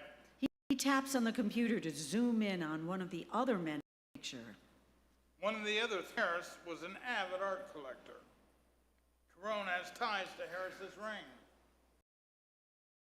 So the bug could have been put there to make sure Brady never identified Kieran or his paymaster. Or into plans for the Wonder Woman. You're kidding. Wunderwasser? Space-age technology more than 30 years ahead of its time. So Dan's death wasn't a suicide. Nor did he kill Ed Brady. So what are you saying? Yet, except Carone's not here to play tourist. You know, O'Brien, there are certain things I'm not authorized to do. I left the agency years ago. You've been reactivated. Interior studio, day. Grace paints. Ruben sorts through paperwork in between mouthfuls of snacks. Guess who showed up at the flower show? None other than Carol Simpson. She brought 3, count them, 3 original. She's only bought 6 this year. Anyway, it started a feeding frenzy. Oh, what is this? Called Kool-Aid. Ooh, it has possibilities, but only with vodka. Oh, here, try one of these. Chocolate makes everything better. Why? Oh, I think the alkali. Oh, Short circuits. no. Oh. Why did it start a frenzy? Oh, Gail Gordon has almost as many of your paintings as Helen Simpson. Oh, then Helen specializes in modern Florida artists, and most of Carol's collection is old school, you know, dead artists. For her to take such an interest in you is a tremendous compliment. So which one won the auction? Neither, although the last bid to take it. An anonymous bidder. Nobody knows, hence the term anonymous. He keeps rummaging through the baskets. Oh, you should have been there. You'd think made for you. At least you could be more sociable. Not it. How would Kate know she's not interested? Was I passed out during her 15 minutes of party time? Why do people ruin perfectly good gift baskets by putting peanut brittle in them? Worse than fruitcake. Well, okay, not like those spoiled trust fund babies. Yeah, right. Grace picks up an envelope from the basket and opens it. At the flower show, did she fit in? Look comfortable? Did they accept her? How was she? I'll just take this marzipan. It's too much sugar for you. Reuben? What? Do you want me to lie? Kate is Kate. She asks some questions, blending in with the wallflowers. Face it, much as we love her, no one would ever call Kate a socialite. I know that look. No. The answer is still no. You want old Tim Gunn? You want gourmet? We'll talk. He takes a Danish and stuffs it in his mouth, picks up his bag and heads towards the door, pulls an engraved invitation to the museum dedication from the envelope. Reuben? I think I'll attend the museum dedication. I'm not hearing this. I said I'll go. As whom? That depends. Interior, master bedroom, night. Helen talks on the phone. We'll need to move on our schedule up again. We can end this now, but I'll need help. Tomorrow. Interior, newsroom, day. Kate sorts through a pile of Senator Spencer's pictures. The mail clerk throws a paycheck on her desk. Hey, Mahoney, Sam's looking for you. Kate goes to Sam's office and knocks. Make it quick. You wanted to see me? We got scooped. What? How? He points to television. The crawl underneath says he is declared his candidacy for president. I thought he wasn't going to announce until the museum dedication. That's what they said. Obviously, something changed his mind. But we'll still be covering his visit and the dedication, won't we? Anyone who comes into close proximity will need to have a background check and clearance done. He points to Sharon, now on the screen. Someone like that already has been screened, considering we're looking for more than just the official story. Interior, dining room, night. Jim, Kate, and Grace are having dinner. There is a knock at the door. Jim quietly positions himself behind the door, then nods at Grace to open it. Trevor enters and looks around. I hope I'm not intruding. Kate quickly pulls her hair back behind her ear and looks away as Jim relaxes and closes the door behind Trevor. Not at all. I'll go grab another plate. I'll get some silverware. Grace and Kate enter with the plate. Glass fills his plate as Grace pours tea. It's so nice of you to drop by. Were you out this way on business? My whole life is business. I thought you'd like consciousness, and I wanted to see how everyone here was doing. Oh, how thoughtful. Will you be attending the museum dedication? In one sense, but I wouldn't be spreading that around. Yeah, I'm not welcome either. Don't worry, you'll be there. Oh? I have contacts. I made arrangements to handle your background checks myself. You mean? Wait until Sam hears about this. If you don't mind, Grace, I need to ask you some questions also. Oh, of course. I'll start the dishes. Jordan starts whining and dancing near the table. Jordan, I totally forgot to take him outside. I'll do it. Exterior, Grace's house, night. Jim and Jordan walk around the house. Jordan sniffs everything eagerly. You don't have to be a connoisseur. Just pick a spot and go. Jordan starts digging. Now what? A bone? You brought me out here for a bone? Boy, do I have one to pick with you. What kind of watchdog are you? This is the second time strangers have come up to the door and not a peep out of you. Trevor talking as he and Jordan return to the porch. Almost done, Grace. What can you tell me about Kate's father? Jim stands near the window and listens. Interior, living room, night. Grace looks down at her hands, obviously uncomfortable. I'm afraid all the questions need to be answered. Besides, I already know the answer to most of them. Then you know Kate's father is a man of the highest integrity. Jim smiles proudly at Grace's response. Jordan jerks suddenly on the leash, whimpers, and starts pawing under a chair on the other side of the porch. Jim digs the bone out. About the senator, how long did you know him? Oh, not long. I'll say. And where did you meet? Oh, at the diner where I worked. Did he come there often? Every day. No. Most times we meet at the beach. I taught him to surf, and he took me sailing. He made the mistake of inviting me to a concert. I don't know who was more surprised, me when he showed up in a limo and tux to take me to the symphony, or him when I showed a bag of pot. She sent him back home the next day. Did you ever hear from him again? Almost. Once he sent me a letter from Yale. What did he say? Well, I don't know. I found the empty envelope in my trash can. Soon after, I was informed I'd received a full scholarship to a school to which I'd never even applied. Jim stands and exits the porch. Jordan waits a moment, then picks him. Gave you the scholarship. The checks to the school were signed by Dr. Mickelson. Johann Nicholson? Exterior, Grace's house, night. Grace walks Trevor to his car. I've already taken care of Kate and Jim's credentials. Oh, thanks. I'll let them know. Grace stands with arms crossed as he drives off. Jim comes from behind to stand beside her. He clears his throat. Yale, huh? I knew she was too smart to be mine. Oh, you don't understand. Jim, please. Don't. It's not what you think. Oh, come on. Don't do this, Jim. He drives off as tears fill her eyes. Exterior, Grace's house, night. From across the yard, Jordan is seen through the window, pushing aside the curtain and barking.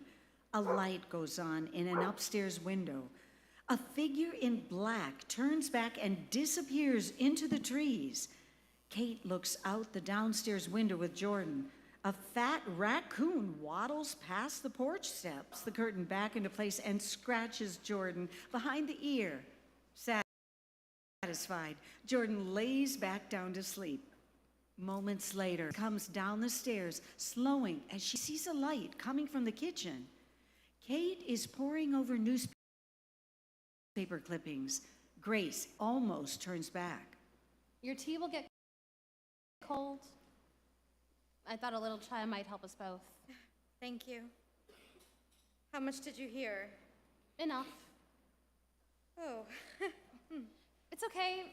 I never bought the rock star story. No musical talent. You must be thinking, I'm nothing but a cheap... Wrong again. Right now, I'm just thinking how much I love you. Oh, I love you too, baby. Grace wipes her eyes and looks at the table as Kate lets go. So, what's all this? All the ads I could find for evening dresses and hair and makeup, interviewing presidential candidate at a gala. Gotta start somewhere. Oh, well, maybe I can help. Are you serious? Why not? I'm an artist, and you are the greatest piece I've ever created.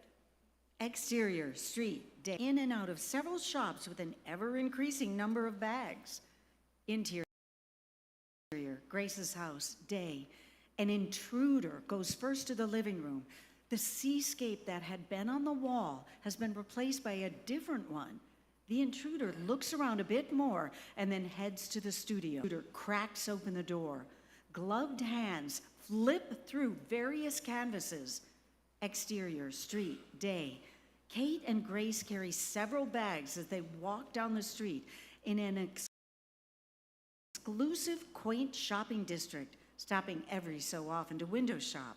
Miss Mahoney, I see you'll be needing a new closet soon. Kate turns to face Carol Gordon as the chauffeur up to the curb to pick her up. Mrs. Gordon, we haven't been shopping in a while. Is this your sister?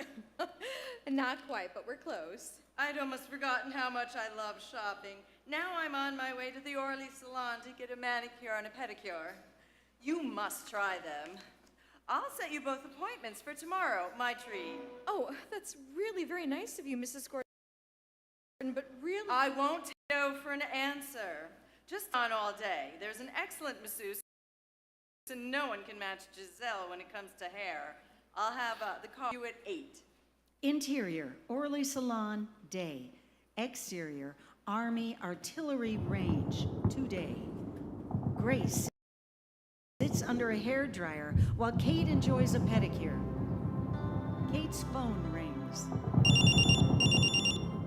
Hello. Sweat pours off Jim. He walks through a field to his car near an artillery range. Soldiers engage in target practice. Where are you? In heaven. I'm glad we have both ends covered. I tracked down the leader of Dieter's informants, Dr. Johann Mikkelsen, a German astrophysicist. He escaped to the US in 1943, AKA Albin Silberstein. Irene's husband. Correct. He ducks as a shell explodes closer than expected. Kate hears the explosion and sits up straight. Are you okay? That depends. Do I need armor before I meet your mother again? I'd say the usual. Flowers, candy, dinner, jewelry. I get the picture. Just tell me when and where, and I need to show up. Well, we've probably got in about another 2 hours here. Where's here? The Orly Salon in West Palm, courtesy of Carol Gordon. She even sent a limo. How'd she even know where to send it? Stay where you are. I'll be there in 2 hours. Exterior, street, day. Kate and Grace stand outside the Orly salon. They have been transformed into very stylish women by new hairstyles and upscale clothing, perfectly accessorized with jewelry, hats, purses, sunglasses, etc. Now well-groomed, Jim spots Kate and Grace and eases his car into the right lane. He stops as the light turns red. Carol's car pulls up to the curb. The chauffeur comes around to open the door. Grace steps forward to meet him. Oh, please tell Mrs. Gordon how much we enjoyed our day here at the salon. We can't begin to thank her for her generosity. Of course. Now, if you don't mind, we must be going. Oh, we won't be needing a ride back. He sticks a small gun into Grace's ribs. Oh, but sis. Horrified, Grace Kate. Kate is trying to adjust her hat in the shop window some way behind her. The chauffeur cocks the gun. Grace gets in. Kate sees the action reflected in a window, spins around as the chauffeur jumps in and pulls away. Mom! The light changes and Jim slowly pulls up to the curb. Kate throws open the door, moving, and jumps in, squashing a small bouquet of flowers carefully laid on the seat. He's got Mom and he's got a gun. Interior, Carol's car, dusk. With the partition between the driver and rider halfway up, Grace tries to test the doors in the back of the car. They're locked.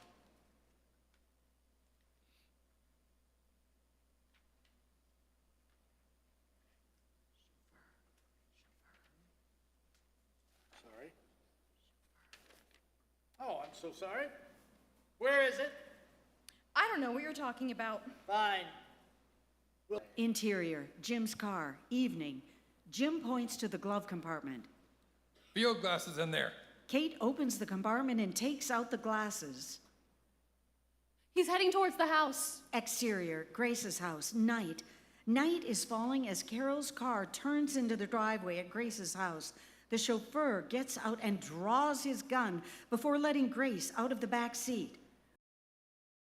Grace moves cautiously towards the house. It's not there and you know it. He waves the gun towards the studio. Well, just what is it that I have many paintings. If you just contact my Leave a agent. note. Where is Alistair Key? Mr. Benoit did an entire series of the keys. Perhaps a museum. I know you have it. It's on the wall in your living room, but it's not there now. Exterior, Kennel Run, night. Jordan stretches, stands. He stands waiting by the fence with his tail wagging slightly, becoming agitated as Grace goes past him without stopping, followed by the chauffeur. He paces back and forth along the fence. The chauffeur drags Grace into the studio. Find it. It's not here. We both know that's not true. He waves her into a chair at the back of the studio. Then he takes out a knife and slashes one painting, then another. As he raises the knife to a third canvas, Grace tries to stifle an involuntary gasp. It does not pass unnoticed. He glances at Grace, then cuts the canvas from its frame. Underneath is the Benoit.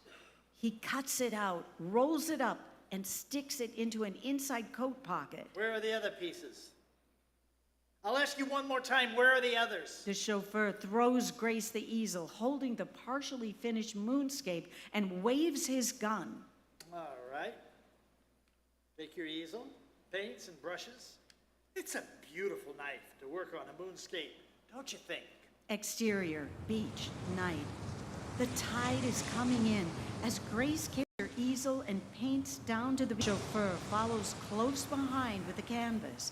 Grace down for a suitably dry place on which to set the easel. Not here, over there by the rocks. Grace looks with concern at the area by the rocks. The tide will soon reach them, and there is no good place to go to escape from the water. He waves the gun. Grace sets up the easel near the rocks. Jordan can be heard barking in the distance. Give me one of your shoes. Grace hesitates a moment as she takes off one of her sandals. The chauffeur grabs her arm tightly. Don't even think about trying. Go ahead. Mix your paints. It's really hard to be creative with a gun at my back. Sorry to hear that. He spins her around and hits her on the head, knocking her out. He jams the shoe between two rocks and poses her limp body to make it look stepping back from the canvas. Fell and hit her head on a rock. Then he makes his way back up the hill, wiping out his tracks. Exterior, coastline, road, night. Jim's car speeds down the highway. Try him again. Kate dials the cell phone. There's still no reception. Keep trying. We're almost there. Exterior, kennel run. Night. Jordan tries to squeeze under the fence but can't. He starts digging. Exterior, beach, night. At the top of the embankment, the chauffeur stands and looks down. Waves begin to lap at Grace and her easel. Satisfied, the chauffeur turns to go. Jim's car pulls into the yard just as the chauffeur reaches the side of the studio. He spots Jim and Kate and hides in the shadows near the studio wall. Jim takes his gun out and cautiously approaches Carol's car. Exterior, kennel run, night. Jordan squeezes under the fence and runs towards the beach. He looks down the embankment at Grace. She is now halfway submerged. He barks. That's Jordan. He would never go down to the beach unless Mom was there. Kate, wait! The chauffeur grabs Kate as she approaches the studio. She knocks his hat off as he does. Karan! Well, now I'll have to kill you too. He steps into the open. Let her go. Jimbo, I thought you gave up playing with guns a long time ago. Brady? Should have stayed retired. You'd live longer. Now move away from the car and put down the gun. Exterior, beach, night. Jordan makes his way down the embankment to Grace. The water is getting higher around her, so falls against the rocks near Grace. Jordan cries and nudges her with his nose. She doesn't respond. He barks louder and more urgently. Kate goes from being scared to being mad. She plunges down the heel of her shoe into the foot and elbows him. Jim fires and dashes to a new position. Brady loosens his hold on Kate, enough for her to break free as he returns fire and darts behind a tree. For a moment in the shadows behind the studio, then runs toward the sound of Jordan's bark. Exterior, beach, night. Jordan tries frantically to wake Grace. He licks her face, nudges her with his nose, and barks as water starts to cover her face. She sputters, and her eyes open. The easel washes past her. Feebly, she reaches out to stop it. With great effort, she's on top of it. Exterior, Grace's house, night. Jim hides behind Carol's car. Brady calls to him from the trees. I really didn't want to kill you, Jimbo. I would have set up our little out-of-town incident for you to investigate while I got rid of Fuller. How could you do it? He was your closest friend. But never a comrade. So all that time you were KGB? Why not? Go ahead. Neither of them noticed Trevor sneaking up behind Brady. Why not? Germany was the main enemy. Nobody cared much about us until after the war was over. By then, I was a stalwart member of the community with great connections. You were a reporter. So only the U.S. had laws against reporters being spies. But since I wasn't really an American... A twig snaps behind him. He whirls around with gun cocked to see David dart between some trees. Before he can fire, Trevor kicks the gun out of his hand from behind. They scuffle a little until Trevor has Brady flat on his back and slugs him, knocking him out. David runs up, gun... Tie him up and make it tight. Where's Kate? She's down at the beach. Kate reaches the top of the embankment. Jordan! Jordan! Once she sees him, he runs back down to where Grace and the easel are being wafted out onto the water. He takes one of Grace's arms in his mouth and tries to pull her towards shore. Kate takes off her shoes and scrambles down the embankment. Grace slides off the easel as Jordan paddles furiously against the current. Kate plunges into the water to help him. Kate! Kate! Over here! The men run down and wade in to pull Grace and Kate out of the water. Jim carries Grace to a safe area and lays her down gently. He prepares to do mouth-to-mouth resuscitation, but she comes to on her own. He holds her as she clings to him. Exhausted, Kate leans against Trevor. Jordan struggles to make it to shore. Where's Jordan? Stay here. Trevor wades out again to bring Jordan to safety and sets him down near Grace. Jordan showers Jim as he shakes himself dry. I guess I deserve that. You did all right, pal. You did all right. Interior, living room, moments later. Kate places a tray of sandwiches on the coffee table and wears long terry cloth robes. Jim finishes starting a fire. Grace and Kate come over to stand in front of its warmth. Trevor enters, buttoning his shirt. His phone rings. Yeah. Okay. No, I'll have to get back to you on that. Ray's been taken to a safe location. What was he after? A painting. One I'd had years. The Benoit, why? A Dr. Mickelson commissioned me to copy a Benoit seascape scenes. He made me swear never to tell anyone about them, but always to keep one with me, and the others he took. He must have given one to Janet. But why would Brady want a forged painting so badly he'd be willing to commit murder for it, especially this many years later? There's a very good reason.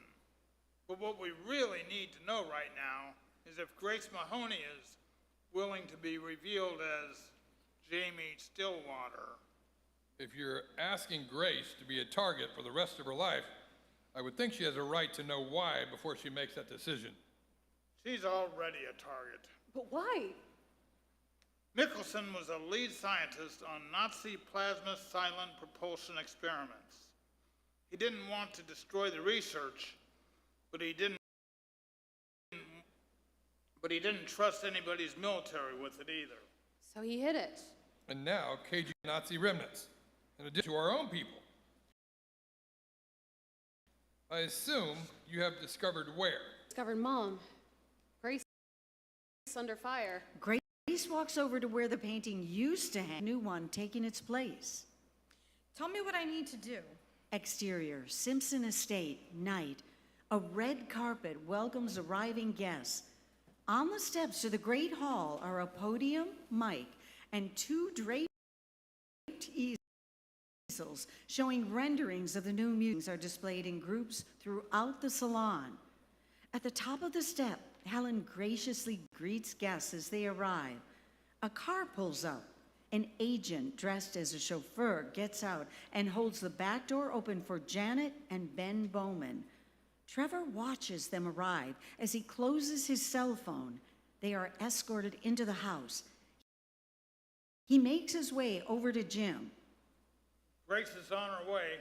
Where's Kate?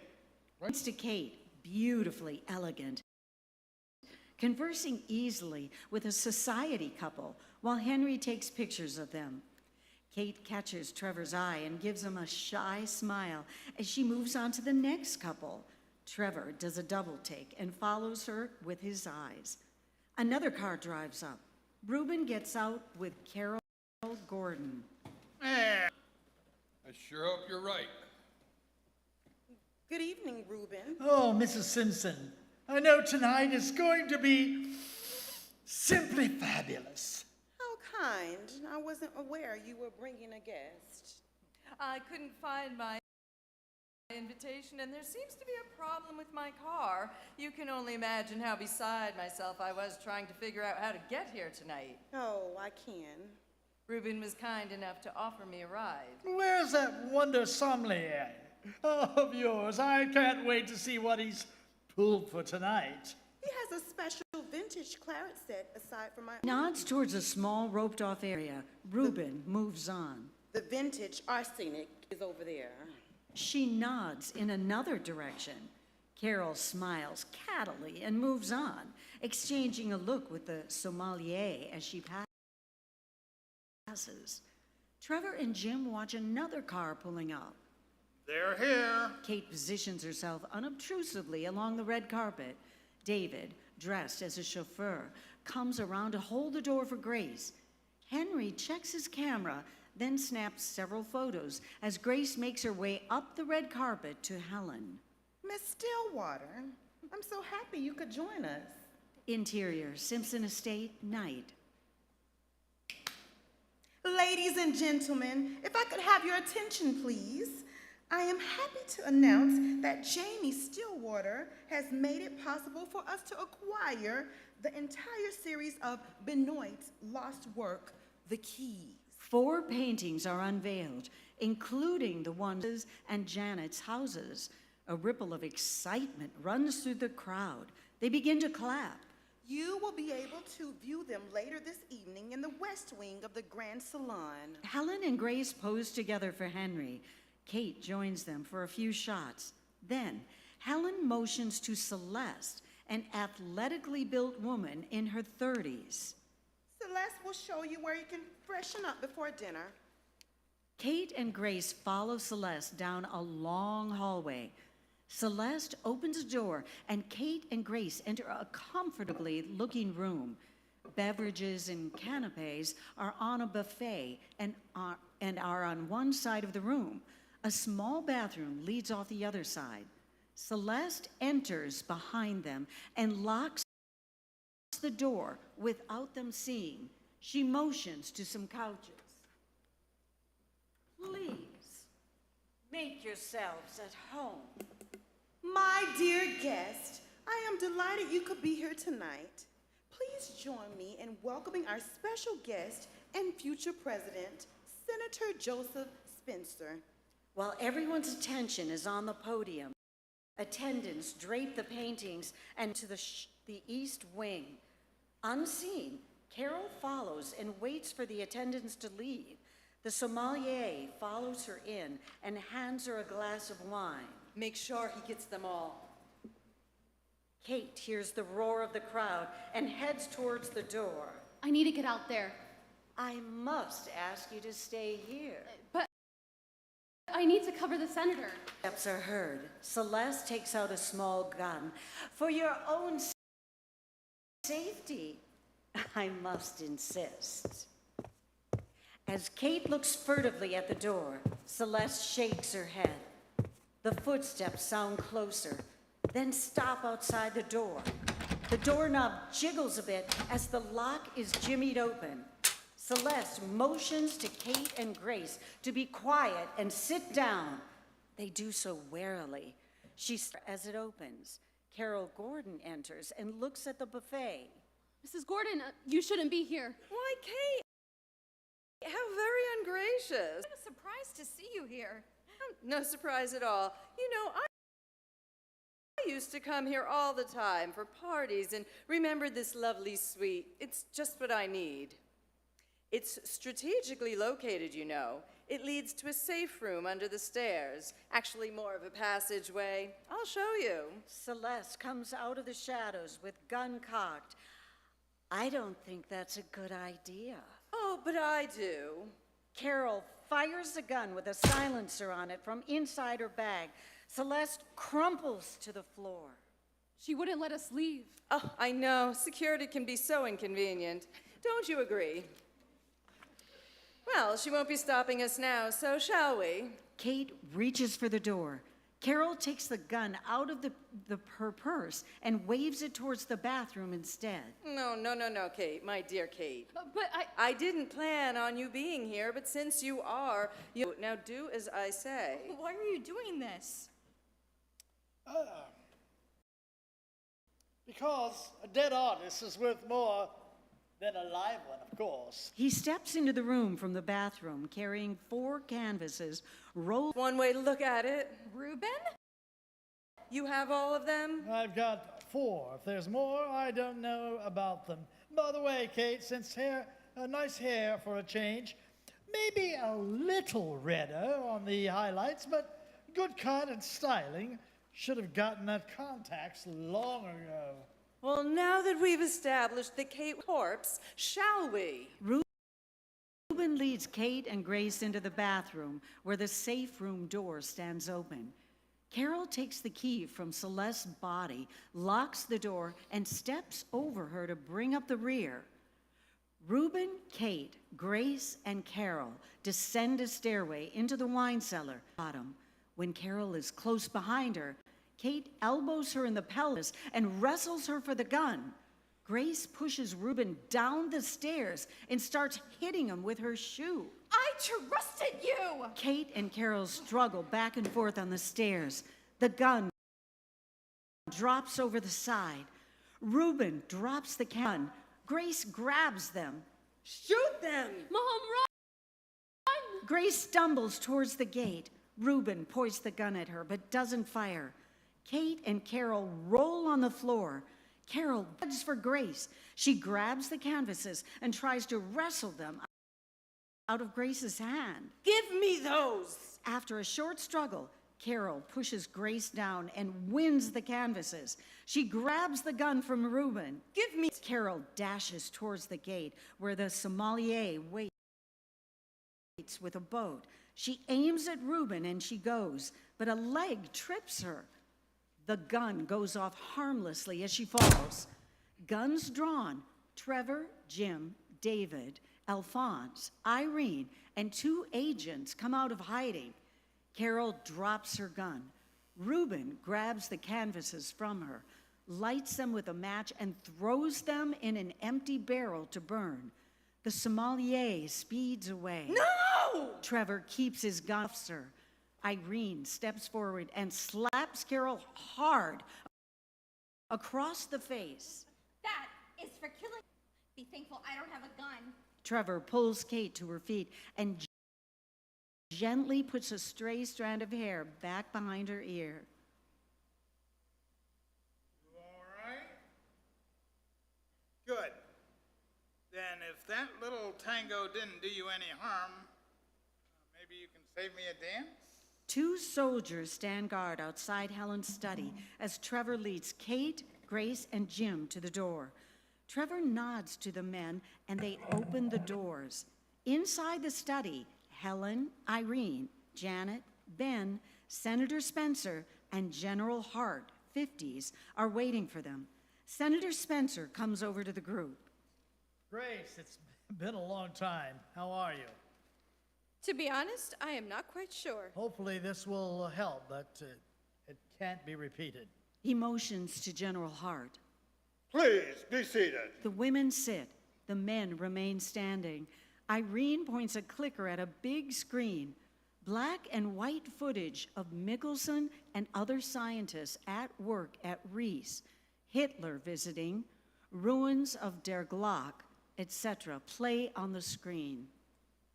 The research at Reese, plasma propulsion, and time-space alteration experiments were dated, but no longer secret. German technology was decades ahead of everyone else. How does all of this tie in with Brady and Carol? Everyone wanted this intel.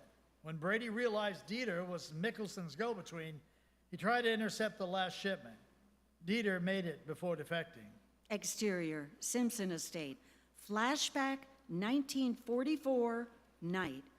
Pretending to struggle with moving a large crate, Dieter places microfiche between the door and rock.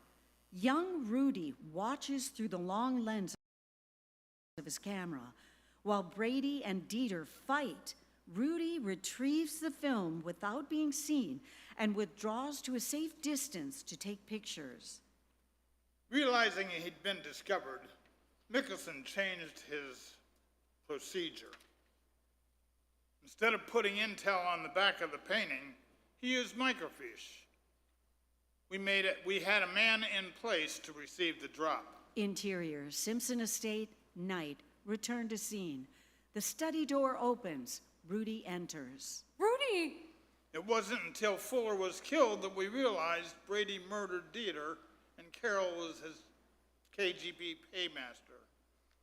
We did nothing to her so we could monitor KGB activity.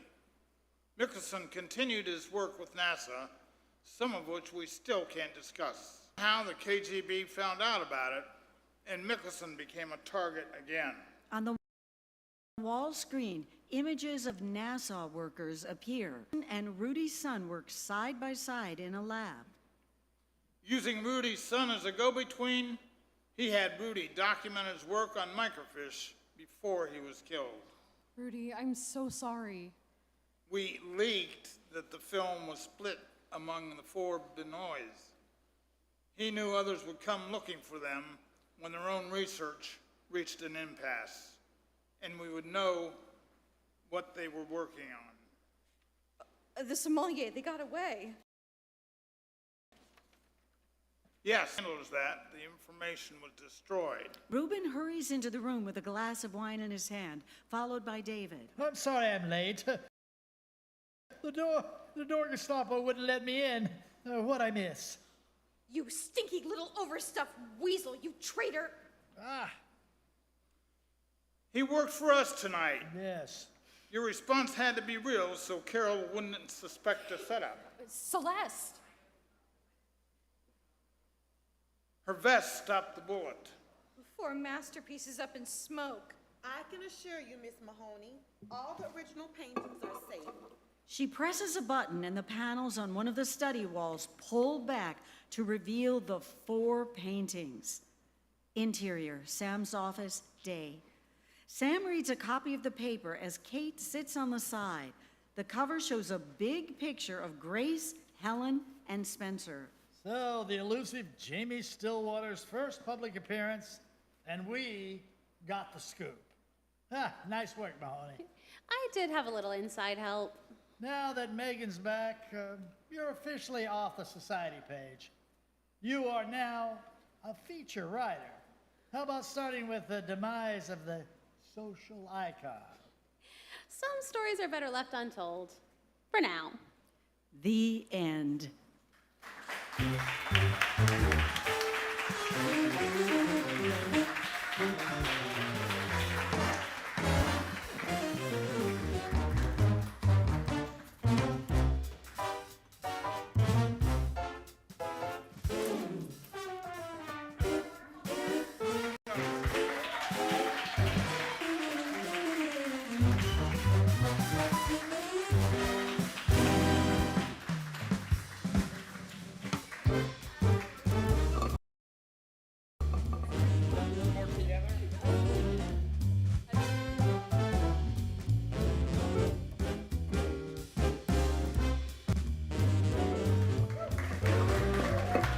All right, everyone, thank you so much.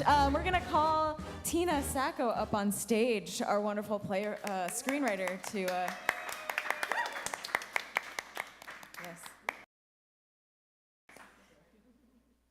Come on up, yes.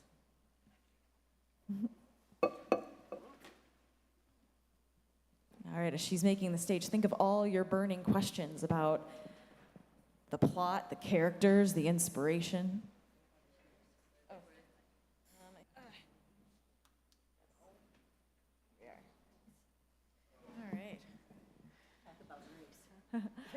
All right, I'll give you the first question. So what was your inspiration behind writing Emerald Beach? I'm a bit of a history nerd, and anybody who was actually able to catch the interview that we did last week, you may have heard that before, but I was discussing some of the World War II history and Florida history with a couple friends of mine, and there were ships that were off the Florida coast back then. The experimentation that went on in Poland is all very real. The Nazis did a lot of experimentation in the Owl Mountains. And tell you something, the truth is stranger than fiction in a lot of ways. So I looked at the 2 different events and asked the question, what if? What if they were related? And that's where the story came from. How did they come together? And then it was just an effort of trying to put the characters in to make the story work. And I think they did a great job with the characters. There it goes.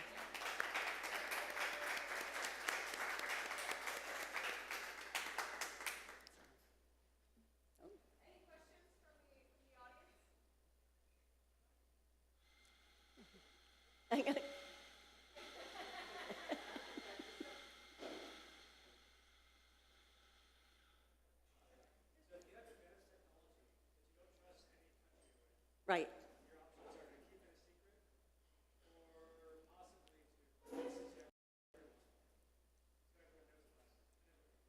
Yeah, the Nazis were not really good at sharing. And I have to admit that, Nazis are not the only ones. We probably have technology that's probably 5 decades further along than what we think it is. And we're not sharing with anybody. Yeah, Space Force.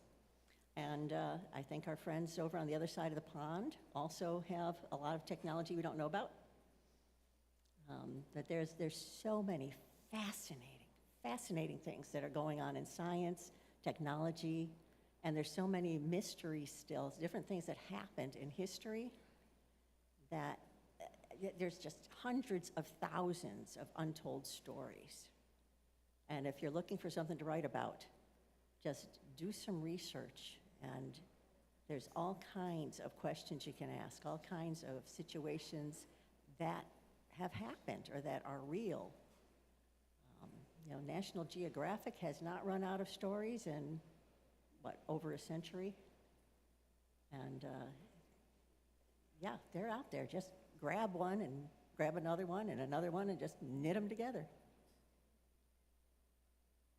Sir.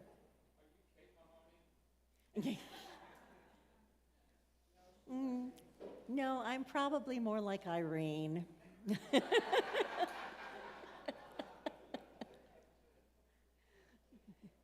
Yes, ma'am.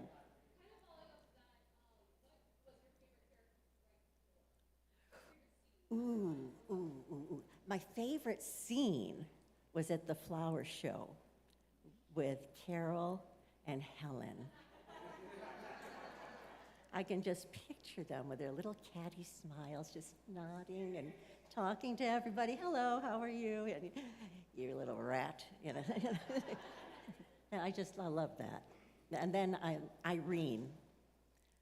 I actually, the whole soap opera monologue was actually twice as long. And it was cut. But you can take a soap opera line and just take it on for a half an hour. I mean, it just, anybody who's ever watched a soap. Sir.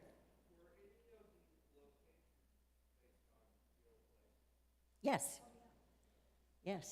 The Breakers is very much 1920s era resort down in West Palm. And if you go down there, make sure you bring a jacket. They won't serve you if you don't have a jacket. Okeechobee is very much a real place, closer to the swamp than anything else, but yes, that's a real place. Reese, if I'm pronouncing it properly, we had a discussion about that. The Poles would probably tell me I'm pronouncing it wrong, but that is definitely one of the real places where they did research on der Glock during World War II. So yeah, there are a lot of places in there that are real places. If Emerald Beach exists, I'm not aware of it, but I'm sure we'll hear from the mayor if there is one. Anything else?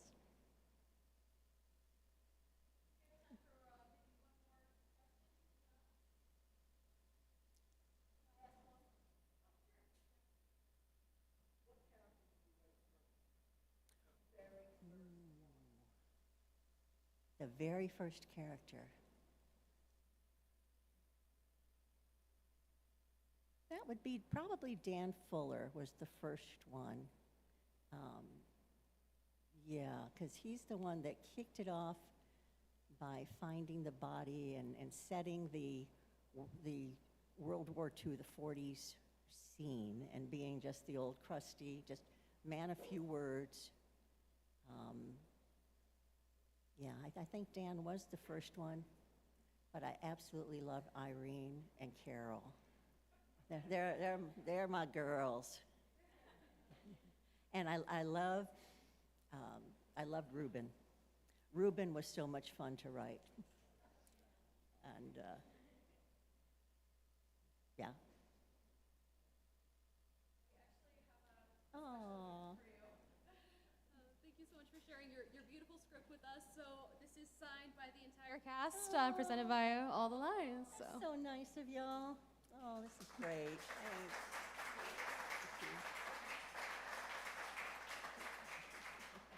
Thank you so much. Y'all have been great, and I think you did a wonderful, wonderful job with it.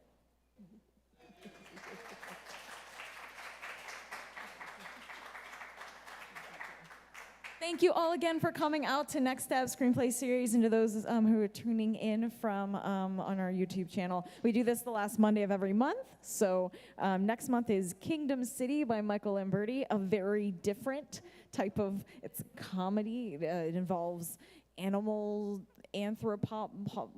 just it's like, think Zootopia meets adventure. There's no way to describe it. You have to come and see it.